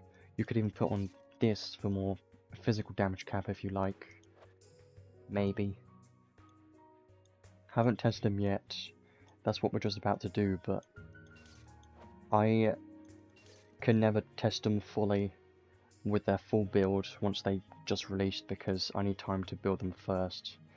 These 2 accessories are pretty strong, so I'm gonna go with this for now for damage. What we will be doing is we will be testing Lelouch as well later on, after we test this guy more, because I have my Lelouch fully built, and that's going to be interesting to test him out, so I definitely want to do that later. But for now, let's focus on this guy, because he's the main reason why we're here, I would think. for part 2, we should also get 5th Enhance right now. We should do that. Don't forget that.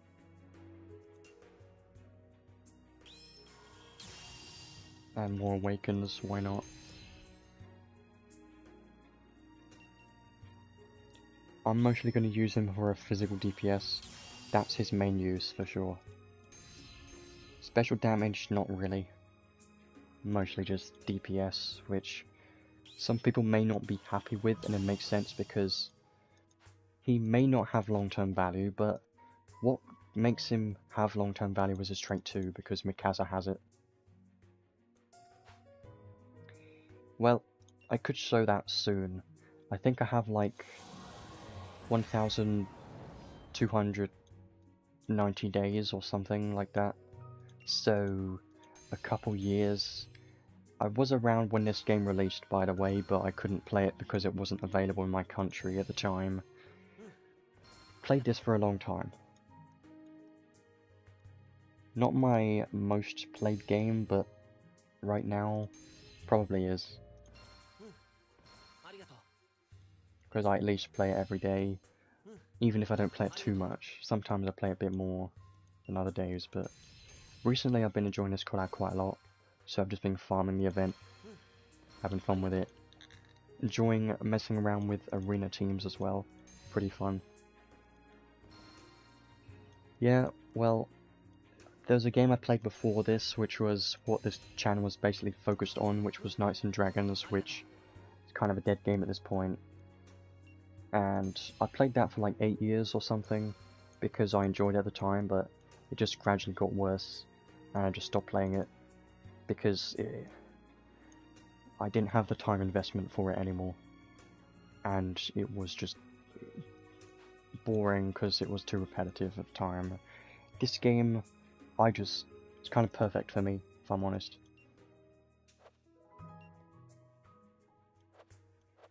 Well, you could check the channel if you want. You could see a few random videos of other games, but it's not very common. Let's have a look at the library. We'll showcase Suzaku in a few seconds, I guess. If I go with adventure records, 1,294 days, so yeah. 951 day streak. Been playing it pretty much every day for quite a while now, but it's not because I feel like I have to, it's because I enjoy this game a lot. And this is one of those games that I just really like, and it's very fun, and it's one of those games that I won't get bored of. So, I still enjoy this game after this time. It's kind of rare that you get games like this. Yeah, well, there's other people that have a lot more hours than me, but those people probably do auto a lot. Nightbot going a bit overboard with that. Well, 1,000 more crystals.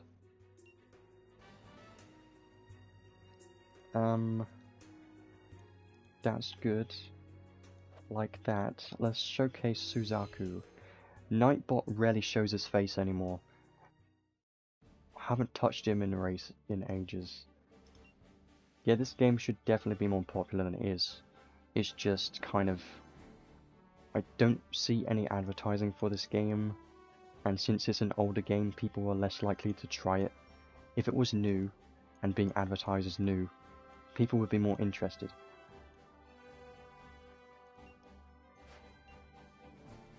Let's try him out by himself right now. Yes, here. Just to try him out. I don't expect too much from this because base skills, he's not going to hit Slayer as well. Maybe a bit underwhelming, but that's expected because he requires a lot more than this to work well. But this still should be okay. I do play a lot of other games. I'm not like Tweaks who just plays this game pretty much. I play a lot of other games. Like, I've been playing Zelda recently, and just a bunch of other random games that I like playing. Council 10. So, his skill stocks are actually pretty good. Base skill stocks are 4, 3, 3. That's pretty strong. 3 skill stocks of his skill 3 is pretty amazing. That is a lot. Let's try skill 1. Yeah, the damage is not very high, but try and spam this. Okay. And now skill 2. Skill 2 is very good. See, all of his skills feel very fast to me.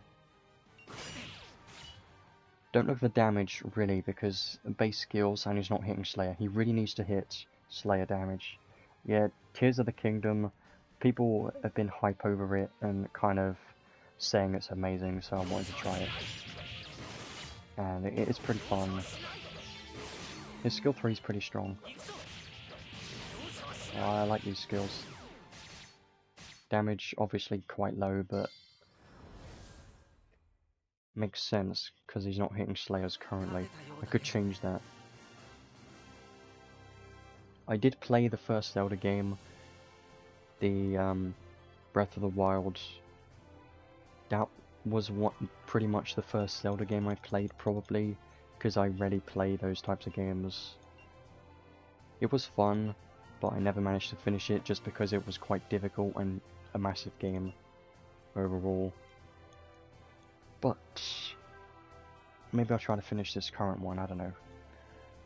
I have a lot of games currently that I haven't even started or finished.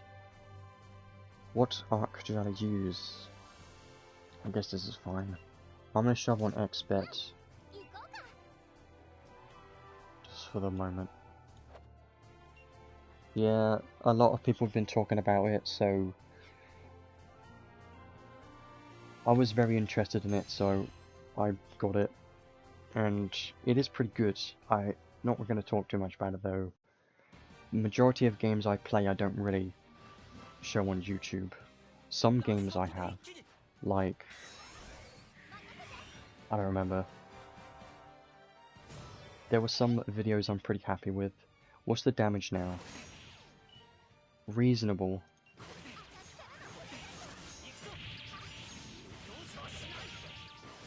Pretty good. Yeah, that's a big improvement. 51,000. And he's not even built yet. His damage cap's pretty high, but he has to hit Slayer damage. Interesting. I'm gonna try out his special next, just for the sake of it. Just to see it. Because if you go on my channel over to videos, you're not going to see that many, because the majority of them are just these streams. But I'll be honest, some of those videos that don't have many views I enjoyed a lot because I spent so much time on them and I personally found them funny myself. Like there was a Portal video, the Pokemon video was kind of funny for me. Let's put on Great Wall Ruin to show off his special damage. Because why not? I think that's all I need. Doesn't really matter.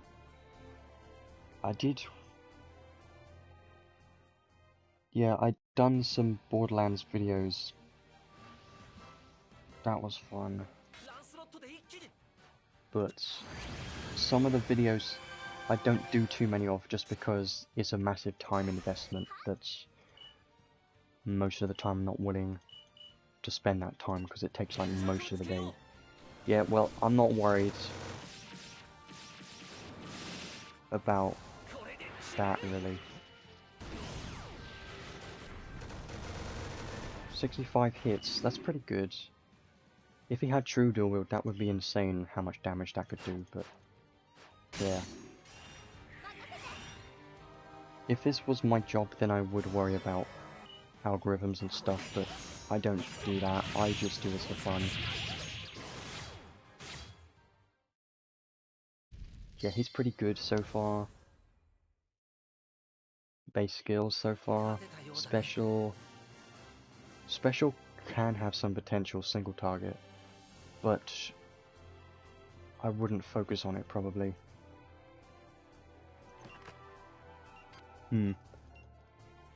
Anything else I wanted to do with him at the moment? Well, it's kind of difficult to showcase more on him, is it?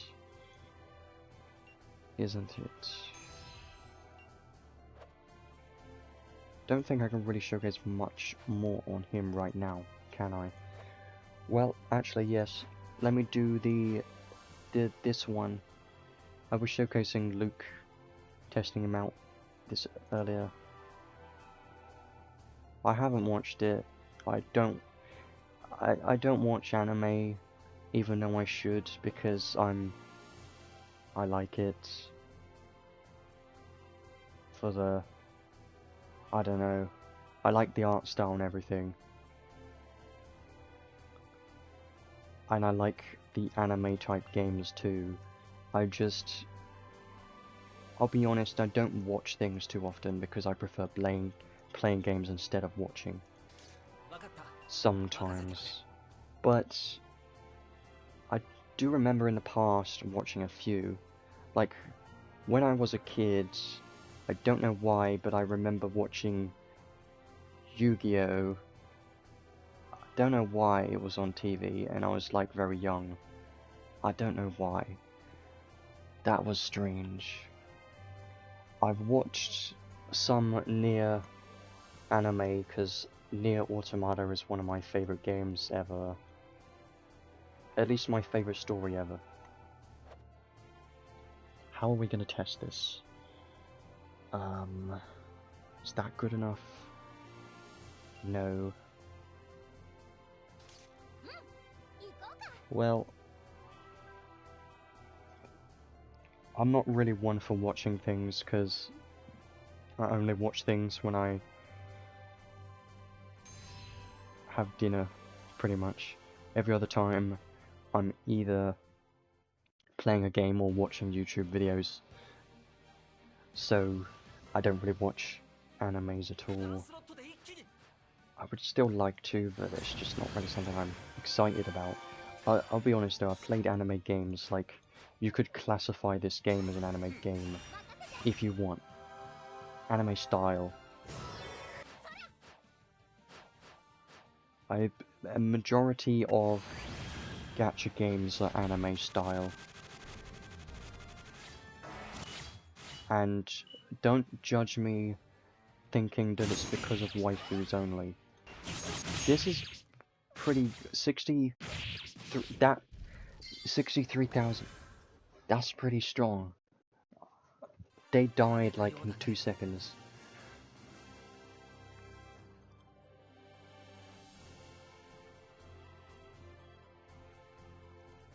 I'm doing that again, that was fun. That's pretty good.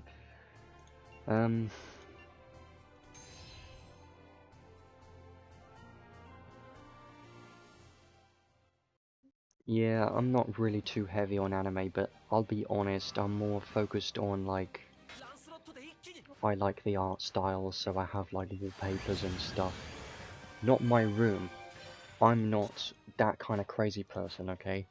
More of, like, my computer wallpaper, and I've got a wallpaper of game-related stuff, like Nier poster, and I'll be honest, mostly cats.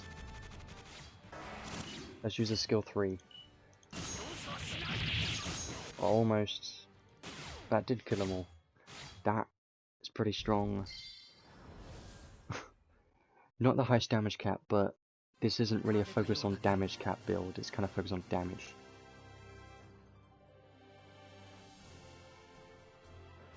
Well, Dokkan, never played that, but I played a lot of different ones. Currently I play a few, but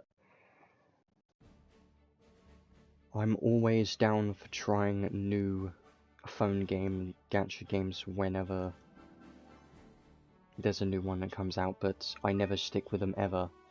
It's rare when I stick with a game because if it has guilds and it requires you to be active, I instantly lose interest because I already have so many games that I don't want to invest all that time on that one game. So some games I've played for a brief amount of time and then I quit because it was too much of a time investment. I'm sure you get that. Played a lot. I've at least the bigger anime gacha games. Oh yeah, I forgot we got a dupe of that. That was unfortunate. I think I'm gonna level up this one first. Actually, does it matter? I don't think it matters, does it? I'm just gonna focus on this one and get level 10, and then the other one level 10. I'll tell you my main games right now on my phone, at least. The main games I play... Obviously, Last Cloudia is my #1 main game, but my other kind of side or main games are probably Genshin Impact and Honkai Star Rail are the two that I kind of main as well. They're kind of anime style games, but I just enjoy those. But there are other games I do play, but they're kind of more less time investment games. Like, you've probably seen on the channel I've got a few videos on Puzzle and Dragons, because that's a very old game, and I still play that, but I don't really play that too much. It's more of like I log in daily, get the login bonus and log out, that's kind of it, and rarely do a few stages.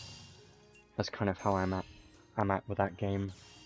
Sometimes when there's like a new unit I get or something that I get lucky with, then I would build a team focused on that for fun and enjoy that a bit, but I don't really play that game too much.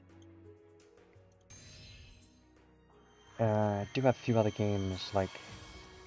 Yeah, I play a few gacha games, but I'll be honest, it's usually because they don't have big time investments, or they're easier to play. Like, I play the Battle Cats as well, if you know that. It's quite fun, it's more of like a chill game you can play whenever. I really like those games that don't force you to be active at certain times. I like those a lot more. And single player games, not competitive, I like that. Last Cloudia is a bit different though, because it is kind of competitive in a way, but it doesn't really ask for too much of your time, and it's just, I like it too much. Honkai Star Rail, you know, I was considering of doing like new videos on games that I currently enjoy, but it's just, I don't want to invest all that time on a video that's not going to get many views anyway, so... Let's have a look at the event right now.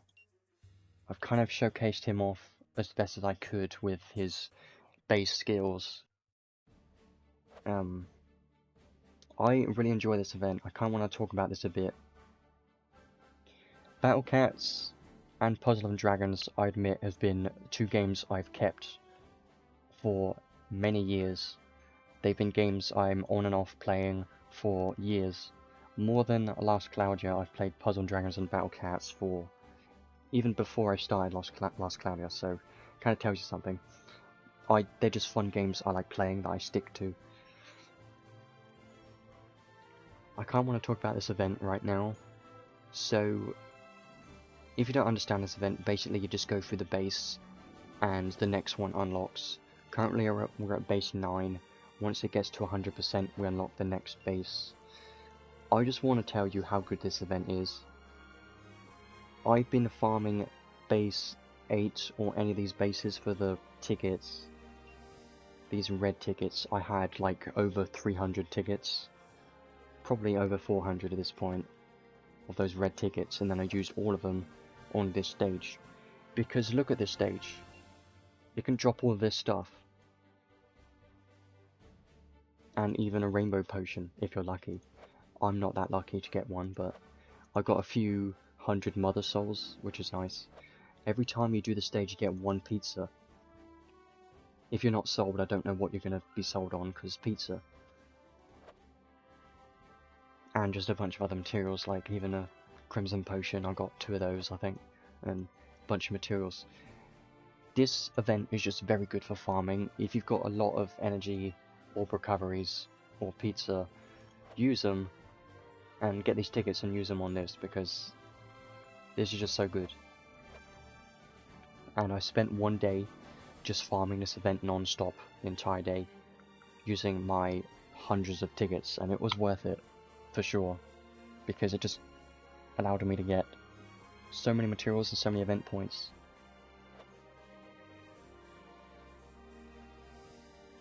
Yeah, this is an amazing event to farm for sure. Want to make sure that everyone's aware of this. I've got 140,000 points right now. Pretty much got the majority of the rewards. These stages you can't do yet, there's 1 ticket there. Can't do that yet, I believe, until probably this one, isn't it? We need to keep farming these stages. What I recommend is help out the community and farm these stages right now. These new ones will give you green and blue tickets. Currently I have 324 green tickets. I'm assuming they're basically going to be for a very similar stage to this one. So try and help out everyone and get more done on these stages. Once this has got 100%, move on to the next one, and then the next one, and just keep doing that until this boss unlocks. That's my plan. But what I did on part 1 is I did the same thing, but once we got to 8, I just kept farming 8 for the red tickets, and then I used all of the red tickets on this stage, and I got so much stuff from this. It's just crazy how much stuff you get from this. You can even get Godforged materials and stuff. It's crazy. And if you're a newer player, then just farm as much as you can, because this will help your account so much if you farm a lot of this, like I have. I've got so many Mother Souls now. So yeah, that's kind of it for the event, I think. Just wanted to make sure everyone's aware of that, because this event is so good, for sure. And you can just keep farming this. Actually, I want to mention one more thing, is when you do this stage for 2 energy, right, and you get 2 of these red tickets. So on average it's like 6 energy for 6 tickets, right? Well, you can, if you want to, use your permanent energy that you have saved up if you want, up to you. I personally have. I had over 1,000 orb recoveries because I've saved those for years, and I've already used like over 100 of them, and all my pizzas. But regarding pizzas, you basically per energy get 1 ticket. So when you get 5 tickets, you use the 5 tickets on a stage and you get 1 guaranteed pizza. So basically, every time you use 5 tickets, you get 1 energy back. So every time you use 10 tickets, you get enough to do this stage 1 more time. So it's kind of good. What I did was I had 300 tickets from this stage, and then I used all those 300 tickets on this, which allowed me to get, I should probably do the math. I'm going to do that. 300 tickets divided by 5 is 60 pizzas. So from those 300 tickets I got 60 energy back from it, which allowed me to do this stage again, which allowed me to get 60 more tickets, to get more pizzas, to get more tickets, you know. Eventually it'll run out, but it's a good system. And I did that for, it lasted me a while, and that was just a very good way to get so much stuff. And what I have also been doing, if I just go to my event team, it's probably changed by now, but you can see I'm using Alice for no reason at all. But what I've actually done, yeah, I don't expect to be streaming for much longer, because it's already reached the 2-hour mark, but thanks for being here anyway. we're probably going to finish up very soon, but there are still a few things I want to talk about, at least finish off this event, and then probably do my conclusion very soon. Actually, I still wanted to showcase Lelouch and him in Arena as well, so that'll be very soon. So what I have been doing, you could do this if you want, is you see these units that have event points plus 30%, right? I've been putting these units on this event stages team, right? And I've learnt every single skill I have available, apart from these two because they're new for me. I learnt every single arc skill on those units. Reason being is because I have set myself a goal to learn every skill on every unit in the game that I have on my account. So I've done that on like Ruto and that other guy and some other units, like Medine's got every skill learned. Currently I'm working on Alice. Tinkili's also done, apart from those two obviously. And who else is done? Balin's done. Actually I lied, I was working on him, but I switched him out. I'm working on him right now and Alice, so... Also, I have everything learned on Lelouch as well, that every single arc learned on Lelouch apart from the limited arcs. Pretty good and useful. So I've been doing that, because you can learn the skills pretty fast this way as well, so I've been doing that a lot. That's basically this event. I'm happy about this event. This event is definitely on the higher end of events in my opinion to farm, because we've also got these. You could get some materials from these. I still haven't gotten an ultra cluster yet from these. It's not that common. You can also do this daily stage. You get quite a lot of points and some tickets, and you can also do this for limit breaker materials, and this was just released today I believe for learning skills, unit souls and levels. It's just a very good overall event. It's basically got everything you need, so for that reason it is worth spending your orb recoveries on if you have any saved. I'm going to do quite a lot. I'm still going to save some orb recoveries just in case, but I've been using some, like at least over 100, and I'm going to still continue to farm this event for the next, well, this collab lasts 2 more weeks, so I will be farming this event a lot more, and making sure to get all the rewards and everything, and to help out the community with these stages. So, yeah, I really like this event. Let me double check the trading space, because this was updated recently. There's a prism. This weapon, not terrible. God Relic Prism Shard, always loved those.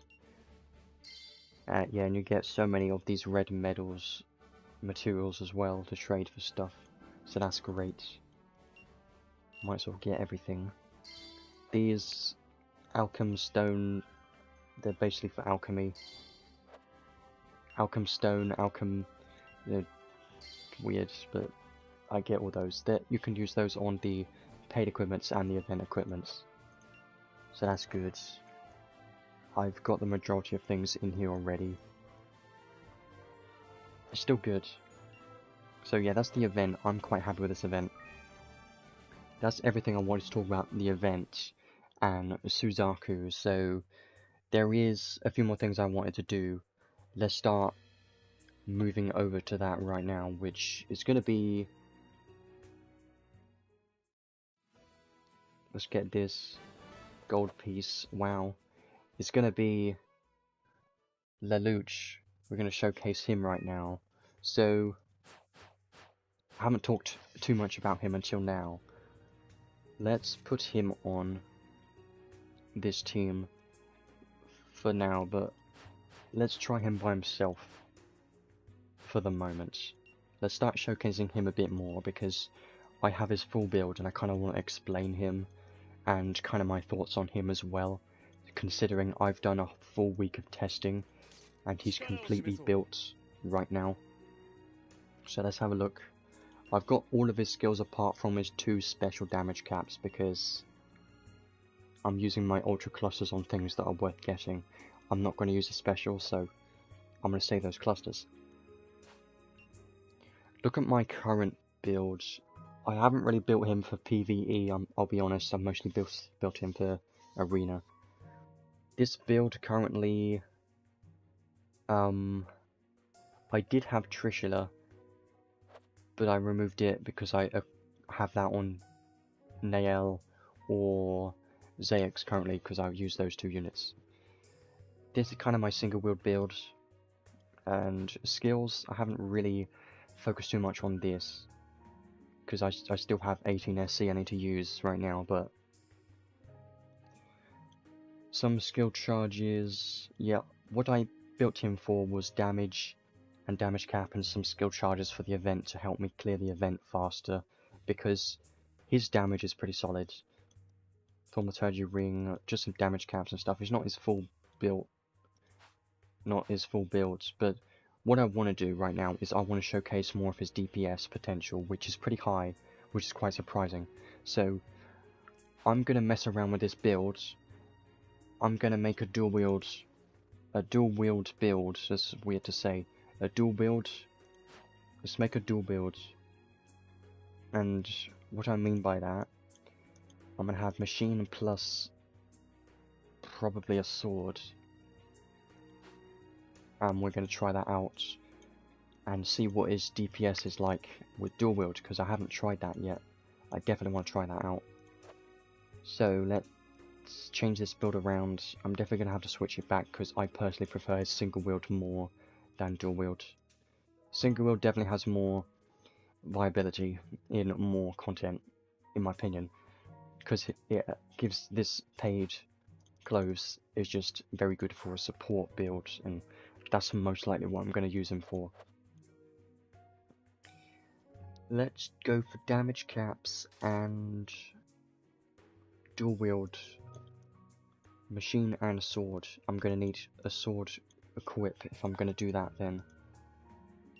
This may take some time, but it's worth doing. I want to showcase his dual wield build in PvE first and test the maximum damage potential in there, and then I will also want to test out Arena and show off what I've used him in Arena, because that's pretty good too. Where is the... Here we are. Sword, boost, and dual wield. Yeah, we got everything. We don't need the two-handed boost because we're using dual wield for this. That's fine. That's fine. Yeah. Doesn't need to be a perfect build, but I do want to have a lot of damage if possible. So we're mostly going to focus on damage cap for this and dual wield. And then we'll try it out, because I have yet to try this yet. I'll be honest, I've only used him single wield so far, so this is the first time I'm doing this. And I've heard and I've seen his DPS for dual wield is pretty strong. Where is the one skill? You. I want you. Anything else? Don't think I need anything else.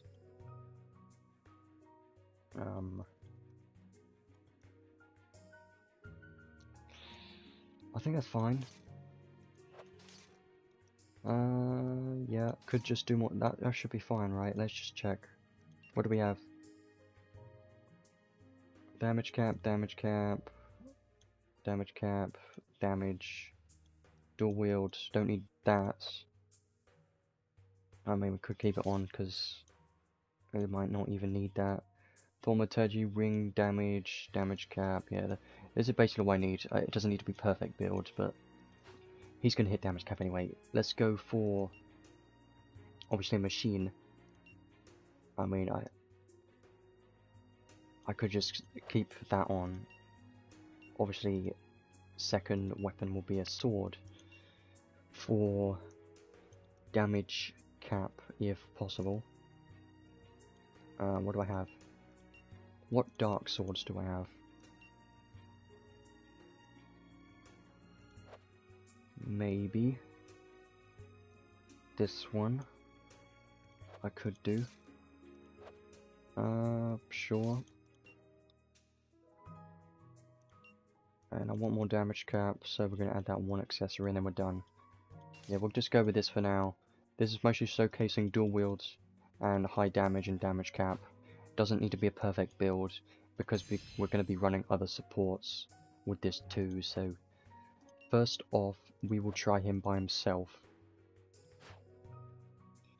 What arc is a good question. Well, if I'm going to be using... That's a good point. Let's use Honey Elixir then, because that makes things a lot easier. And that's fine. Probably just go with a generic... Yeah, Gotta Ruin is fine. And let's do this. We'll try this out, because I haven't tried this yet. This will probably be pretty good, I would expect. And then, after we've done this a few times, I want to try out his full damage potential build with other support units in the team, because that would be fun. I haven't tried this yet, but this will be interesting, and I know this isn't focusing on the part 2 unit, but this is because he's fully built right now, so it would add to the stream and probably make it more interesting in my opinion, and I want to do it, because I haven't done it myself either.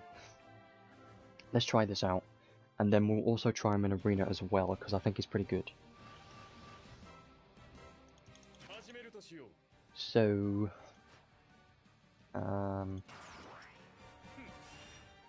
first off, let's just use his skills normally.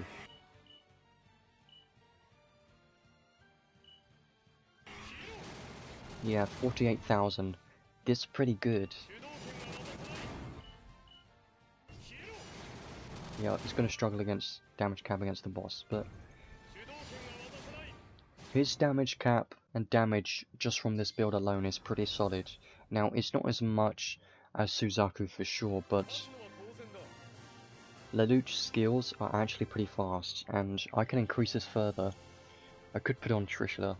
I could do that. I should probably do that to make it easier. I'll put on Trishula then. And then do it one more time, and then... Well, Nael kind of needs it, but it's fine for now. Let's do that again. And then I'll try him out with full support, and actually I want to try his time stop skill. Here's this one. Just thinking about it. Let's do this again. So if I use a skill 3 on the boss, you can see that's pretty good, right? And then a skill 2. See, he's dead now. He's pretty strong. His skill 2 is very strong. They're all dead. 48,000. I'm surprised by his DPS, I'll be honest, because I personally expected him to be mostly a support.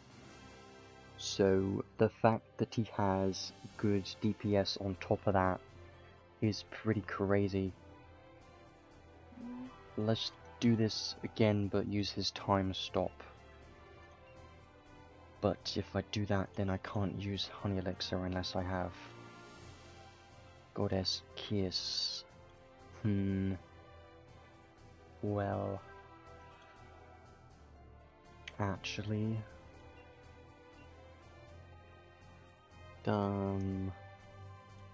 yes, fine, I'll do that then. And then we'll go over to the full damage focused team, and this will be pretty impressive, I think. So this should be like 60,000 or something.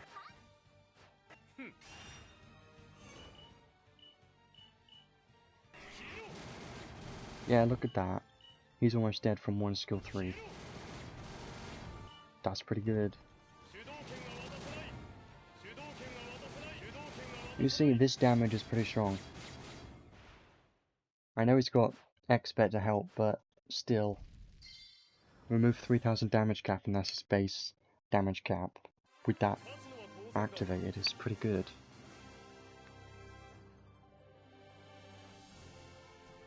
Now I'm going to try it with a full supportive team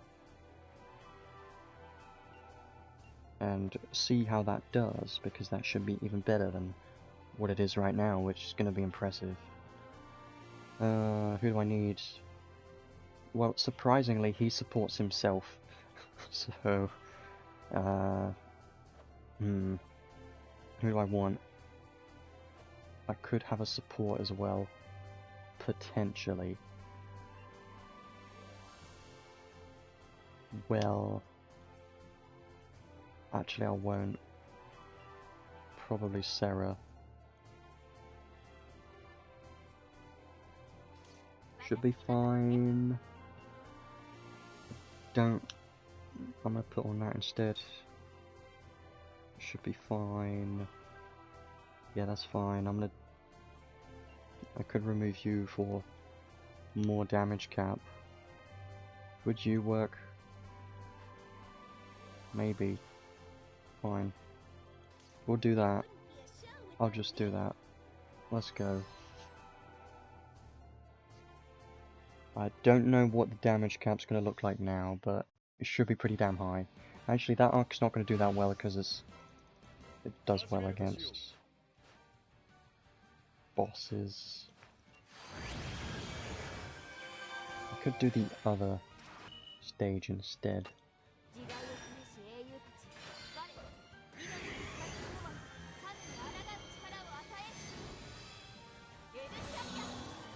I'm gonna do that in a second.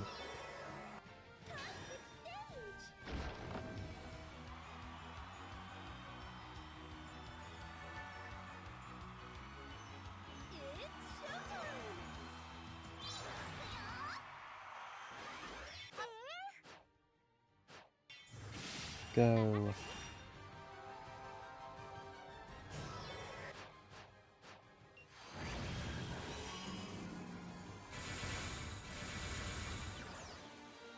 Okay. You got the damage cap thing. I think this should be fine. Actually, let's use this. And now, skill 3. 75. That's so good. Just look. Like that. That's so crazy. Now let's actually try it against someone a tiny bit stronger. And that would be better. I'm just surprised with his damage, I'll be honest. Because he shouldn't be a DPS on top of being a very good support. Like, it's very difficult for a unit to be this good.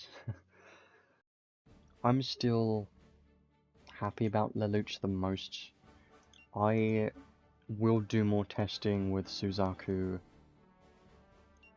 because I haven't really tested him too much yet. He's still at base skills, but he could have some good potential. I should do the same thing, but against this boss.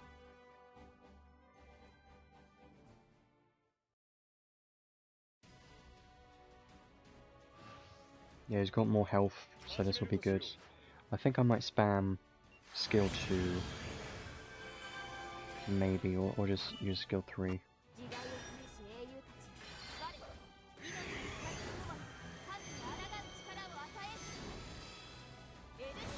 And we'll also try him in arena.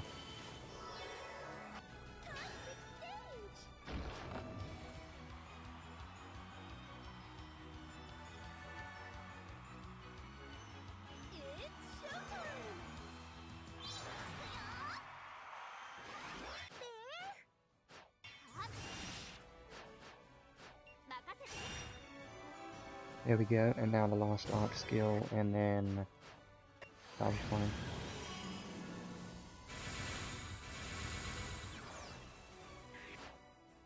Here we go, this should be very good. Yeah. That's really good. Look how much damage it's doing. That's 8 mil already. And he could spam more than that because of his... I kind of want to test this against someone else to see how it does. I might try that now. Let me start seeing how we can do against other enemies. Considering he's time stop and can spam skills pretty well. Maybe I should try to put on Purple Orb instead. Put that on one of the skills, that will help. For sure. Let's do this stage that we usually do. Same thing, but I want Purple Orb on. Because that will help. More skills, more damage. I expect he should be able to kill the boss before the time stop runs out. That's my goal for this. If it does work, then wow. Did I miss it already? I probably did. Yeah. There you go. And then I can remove something.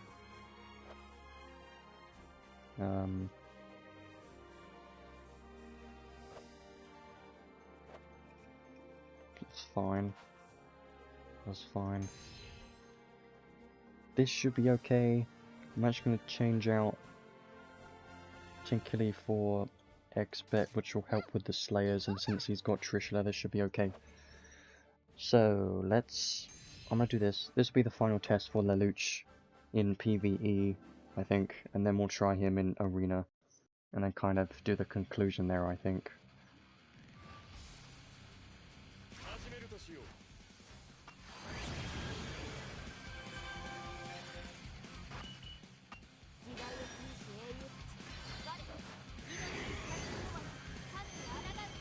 I don't like how this boss has a question mark for his health. Doesn't tell you how much health he has.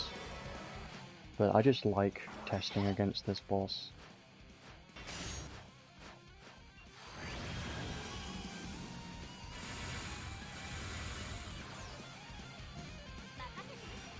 There we go. Now I believe I'm ready to just do one of these. Right? Go. Can I kill him? Probably yes.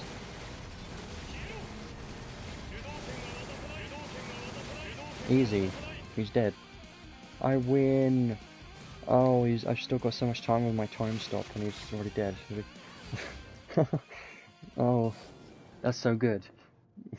You can definitely, maybe, I don't know if you can cheese certain bosses, but maybe, like, if you can calculate how much damage you can do in total throughout the time stop, then let's say the boss has like 15 or 10 mil HP left and you know for sure that you can do that, probably 10 mil's more reasonable, then you can get them down to the 10 mil health and then use your skill and just finish him off with time stop and spam all your skills. Could be pretty good for sure. So as you can see, Lelouch DPS is actually way better than I expected, and as a unit, definitely better than I expected, considering he actually has some damage. It's quite funny. I'm gonna give Nael her Trishula back, because she likes that. I don't remember what. Oh yeah. Machine equipped, there you go, that's fine. Now, I guess we should do the final thing. I want to show him in Arena, because he's pretty decent in Arena. Pretty good. Now, I don't mind showing off my build, because it's just my attack team, and I was still testing this. So let's have a look. I do have 2 more SC to use on him, because we got a dupe earlier. So he's built with single wield for, this is for support, that is just less damage taken, draw less enemy attention. Both of his paids are very good for Arena. Trishula is just helpful, that's just more damage. So he's mostly built for damage, but he does have guard skills for taking less damage and SCT. And then Awaken, I like having that on everyone. Pose of Glory and Honor, just in case it kills anyone. Spirit Breath, because Nael has God Heal. More damage. Shockwave with Shockwave 2 is actually pretty good combination. I like having the two-handed weapons boost things because 20% physical damage, 10% crit rate is pretty worth it for 12 SE in my opinion. And then Machine Boost. All the skill charges, decoys, sharp eyes, and some less damage taken here from Resonance Barrier, and then more damage there. So yeah, he's mostly built for damage here, but he does have like this for less physical damage taken and some guard skills for less damage taken. So, seems pretty good. His health is actually pretty high. So let's try him out. First of all, let's go up against like, I don't know, someone that I know my team can handle pretty easily on auto, so I don't have to worry about it, I think. Or I can just show him off on manual. Maybe I should do that. I would have liked his skill 3 to have more SAT available at the start, but well, that's fine. So, his damage. His damage isn't the highest, I'll be honest, because I have him built for single wields. But I want him to be single wield because I want his page clothes to support Nael and even Jian to do even more damage. Let's do a skill 3 over there. Might be able to kill those guys. Yeah, it did kill Tharia. Can use a skill 2 on Mia. See, he does do some damage, it's pretty solid. And does have... I can have a look at his stats too. Not the highest. The intelligence on Nael is just funny. His skill 1, I'm not a huge fan of his skill 1, but it's okay. That's pretty good. What I like is that he has ways to nullify guard, which can help for sure quite a bit. There we go. I'll probably try the next one on auto. My cat's trying to get in my room. I'll do the next one on auto just to watch, see what happens.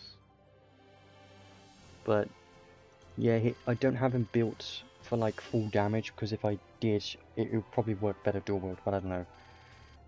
Since I was doing manual, you can see he did a lot of damage there. If I was on auto, you'd see Nael just do the majority of the damage. Sometimes he doesn't do very much, sometimes he does quite a lot, like right now, he did a lot of it, but that's not always the case. Usually, he's just there to support Nael, but he can do guard break, because I just want to show you what I've got. My idea is for him to guard break and for Nael to do most of the damage long range. So you see he's got Shockwave 1 and Shockwave 2, right? Chance to nullify enemy guard, but he's also got this arc on him which also has a chance to nullify guard right here. So all of those 3 different ways to nullify guard are very strong. Yes, I could have him dual wield for even higher chance for that, and probably better damage, but I like the idea of single wield, I'll be honest, because this is gonna benefit the whole team, and I like that idea a lot more than dual wield, and dual wield will take a lot more SE to build properly too, so I like how he is so far. Let's just go up against some tank team if I can find one that I know I have done well with. Potentially this one. I'm just going to watch this one and see how this one plays out.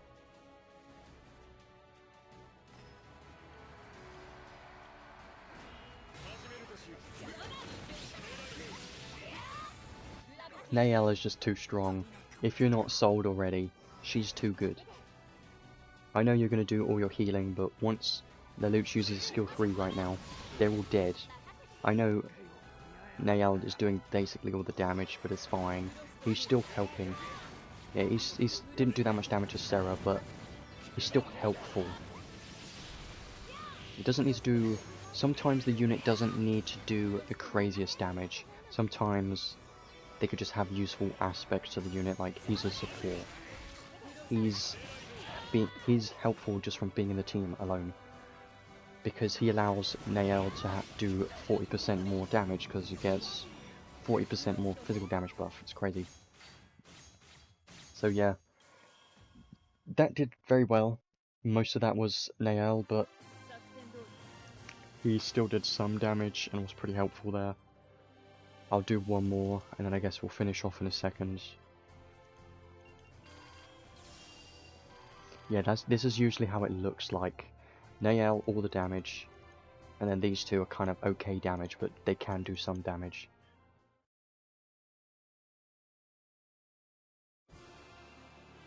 I've been using this team recently, and it's pretty strong. I'm gonna stick with this team for a while. Any other tank team or something? I mean, that should be fine. That should be fine.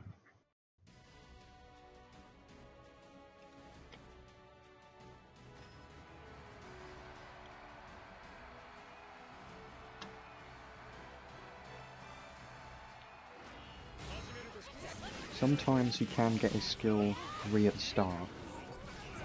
Look, everything's dying so quickly. It's so good when it goes like this. This is so good.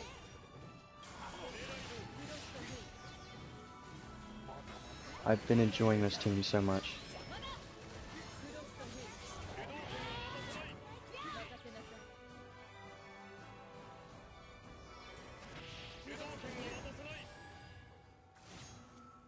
There you go. It's pretty good. I think I have Machine Slayer on Nael. She's mostly built on Slayer damage, I think, right now. This is great. Obviously, if I can probably show you my Nael build, and you won't be able to copy it because she's 130 SC, so... Well, plus 30. You're not going to be able to copy that, nobody can. You see, Nael hit damage cap that time. 106,000.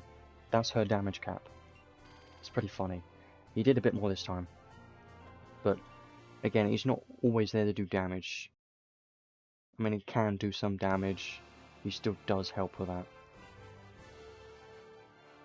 Yeah, so she's got this arc for Human Slayer.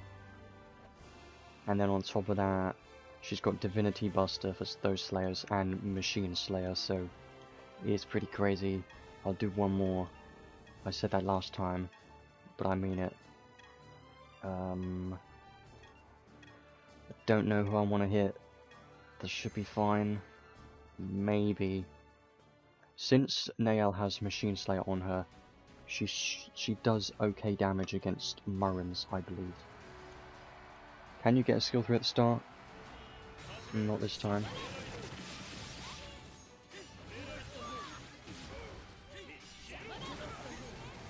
This is still pretty good. This may take a bit longer, but they are dying. See, 2 tanks already dead.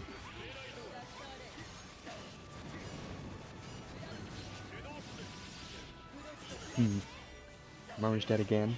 Granadas died. Gorm's dead. It's just funny watching tanks die like this. This doesn't work against every single tank team, because some people build them... Oh, that was good. Some people have really good tank teams. But I'm not saying this tank team I'm fighting is bad, I'm just saying against this specific team that I'm using, it's not as effective. Like, Nael's probably the main, you know, the main danger. Though yeah, that's kind of my showcase of him in Arena. I don't want to show off too much, but I showed off everything basically. Nael's doing all the damage. I'm gonna stick her in my Arena team for a long while. She's gonna be in there as the main damage dealer for a while, because she is just my favourite unit at the moment. And plus 30, might as well use her. And she's just been incredibly strong in a lot of teams. But Lelouch, he is very good in Arena. Do I think he's going to be in a meta Arena unit? I can't say for sure. but what I can say, he is still pretty decent in Arena, that he can be used in Arena. I don't know if he's going to be on the top of Arena, but I know I'm using him currently and it's working. You've seen how good it has been working with this team. It's a weird team, but it works. So I would think he's, yeah, overall, he's just an amazing unit because he seems like he can be used in a lot of different places and a lot of teams as well, because of his support potential is crazy. So yeah, I've been enjoying Lelouch so much, and I realise how good he is. He's definitely going to be a top unit on the higher end. Has good DPS, very good supportive trait and skills, very good. So he's going to be a bit of a longer term unit because of his supportive buffs, I think. That's what I think about Lelouch. Definitely worth having on your account if you can get him. Haven't really talked too much about Suzaku, but that's just because I haven't built him fully yet. He doesn't have any skills learnt. I'm going to be spending the next week or two building him fully, and that's going to be fun. I will definitely try him out in Arena as well, but that will take some time because I need to farm this event a lot and build him properly, so I would like to showcase him more. I've showcased what I could of him with his base skills and his damage, which looked pretty solid to me, and I can see some good potential for sure in Arena and places like that, so I'm happy with this unit. And Lelouch, I just think Lelouch is the best one in this collab. Probably the best thing to get in this collab, arguably. That's just my opinion though, but his value is pretty high. I think that's everything I wanted to say. The arcs, I guess I can do my conclusion. That was kind of part of my conclusion, wasn't it? I think this collab is actually a better collab than I was originally thinking, considering I don't know anything about this anime. I am actually happy with this collab. Good event, allows you to get a lot of materials, good units, and also solid arcs. So overall, this collab's actually a pretty good collab in my opinion. Not as good as the best collabs like Devil May Cry and other collabs that have high tier units or arcs. Like, I think Bayonetta collab was actually a pretty solid collab and had high tier, like Jian high tier unit, as well as some of the arcs. Pretty good. This collab definitely a very good collab, I have to say. I've kind of mentioned it already, but I think both units, both arcs, very good. Best thing from this collab is part 1, definitely. Lelouch and his arc are the two best things in this collab, but part 2 isn't bad. They are both good as well. It's just, you have to understand the value of, like, what is in here. Lelouch being a support, the supportive buffs are just way too good to pass up. If he didn't have these supportive buffs, it would be a different story. He wouldn't be nearly as good if he didn't have this trait 2. If he didn't have the trait 2, then I would say the part 2 unit would be better. That's how good this trait 2 is, and how good the buff is as a support. So, the arc as well, I'm glad we managed to get it. Thank God we got it. This arc, it depends on your account. I've mentioned this many times, so I'm not going to mention it too much. I'm not going to talk about it too much, but it is also a very good arc to have, and probably the best arc in this collab. Most likely. So, considering that, part 1 is definitely where you should be using most of your crystals on if you want to try to get something. But, if you want to try and pull in part 2, you can do that as well, because he is very strong. I can see some good potential with him in Arena, as well as PvE content against bosses. He's going to have some high DPS for sure. His skill stocks being at 3 for his skill 3 and skill 2 is very impressive. Mostly his skill 3 having 3 skill stocks is pretty crazy. He's going to be able to do a lot of damage. Going to be a very good DPS unit. Not going to be as good as Bradley's DPS, but definitely on the higher end, and you can increase his DPS even further with certain equipments and skills. So I haven't reached his full potential yet, but I can see his full potential. I don't know how good he is at this current time, but I can see he's going to be a good unit as well. Just not as good as Lelouch in my opinion, because Lelouch having the supportive buffs gives him long-term value. And this arc, it's got a decent trait. Not gonna lie, you could use this in like arena or something potentially, because it gives a revive effect and gives 30% damage. You could use it on Suzaku. It could work well on quite a few Thunder units, but we don't have many right now. Learnable skills aren't really anything special. Archive reward is good, so I still think the part 1 is what you should be going for the most.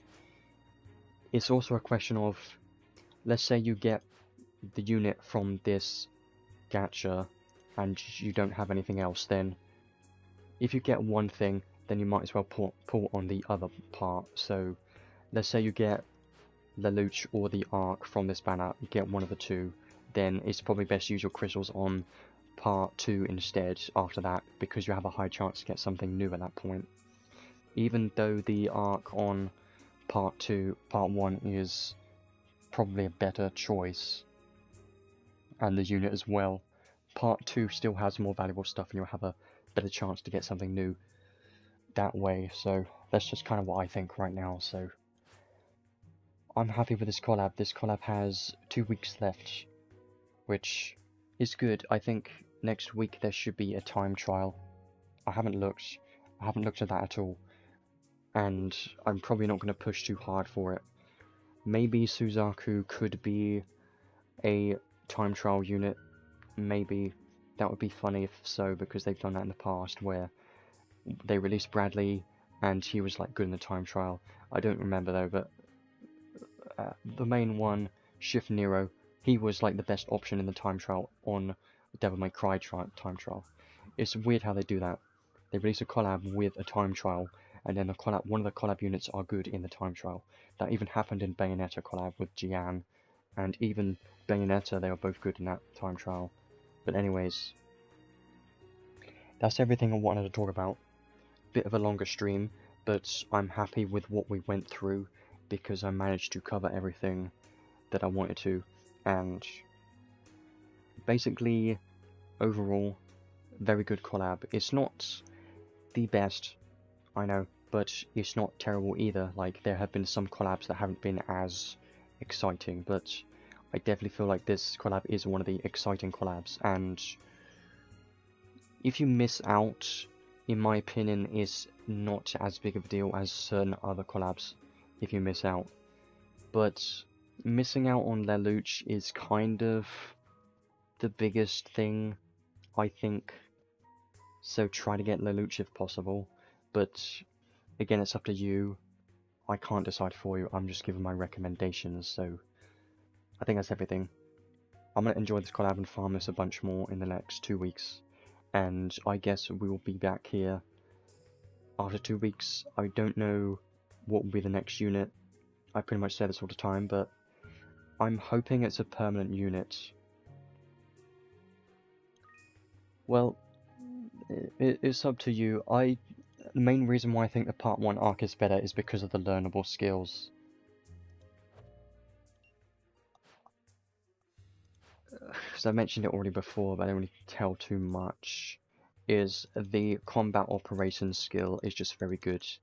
If you have the Devil May Cry 5 arc, then this has less value, but combat operations is something I would definitely use a lot, because the 20% buff for 3 SC is just so valuable, and has long-term value, and this skill's decent too. I just think the learnable skills push this arc further to make it better. That's in my opinion, but part 2 is still, it's very good too. I just don't like the learnable skills. The trait, they both have good traits. Archive reward, they both have good archive rewards, that's the thing. So, value of the part 1 arc is probably better. What was I gonna do? I don't know. Oh yeah, if I go over here, this, I don't know if this isn't true, but if you go to the Crystal Gacha, it says there's 28 days and 15 hours left. I don't know if this means this will refresh with a new unit, meaning the next permanent unit will be released in 28 days, or if that's just when the next, like, Melzer will be released in the gacha, I don't know. Well, Pinky Swear, I just feel like 7FC is too expensive for me. That's why I'm not excited about it, because 7FC is too much. But maybe, if you want, you could put it on, but the accessory, yeah, good for PvP for sure. It's just Pinky Swear is just 7FC is too much. That's why I wouldn't use it. But yeah, I think the next unit's probably going to be either Summer Unit or DOH Unit again. Actually, when was the last Summer Unit? I don't remember. I can probably check that. If I go back, the last Summer Unit was... Yeah, Summer Unit not yet, it was a bit early for that. It was Leona, and it was on 28th of July, so we still got 2-month wait basically. That isn't yet, so we still got to wait. So I guess the next unit is probably going to be DOH unit, is my guess. Yeah, I gotta say, she wasn't as impressive as some other limited units that we've got. 7SC being expensive. Yeah, I think I'll finish it here now. Don't need to say too much. I think my voice always hurts from these streams. Tell you that. This is literally the time I talk the most. I never talk as much of this as I do in the streams. Stream is when I talk the most. It's surprising, but yeah. I'll see you guys in 2 weeks. I don't expect there to be any videos released on the channel, because I'm mostly just focusing on chilling out. I don't focus this on it as a job, by the way, so I'm just sticking to these streams for the moment for every new unit update. So yeah, I will see you then. I'm gonna just have fun with this event and continue building this unit. If you plan to pull, then good luck. If you're free to play or light spender, then try and be smart with your crystals, that's very important. And use your tickets first. We have a login event with more tickets. So on the login bonus, we've got more tickets for part 2, there's 3 more. And then today, we get 2 more of those, so good luck with those. And farm the event is a very good event. So yeah, I'll see you in 2 weeks. I will add the timestamps later today, in case anyone wants to check this out. I know some people like to check this out as a video, quite a lot probably, so yeah, I'll see you then. Bye.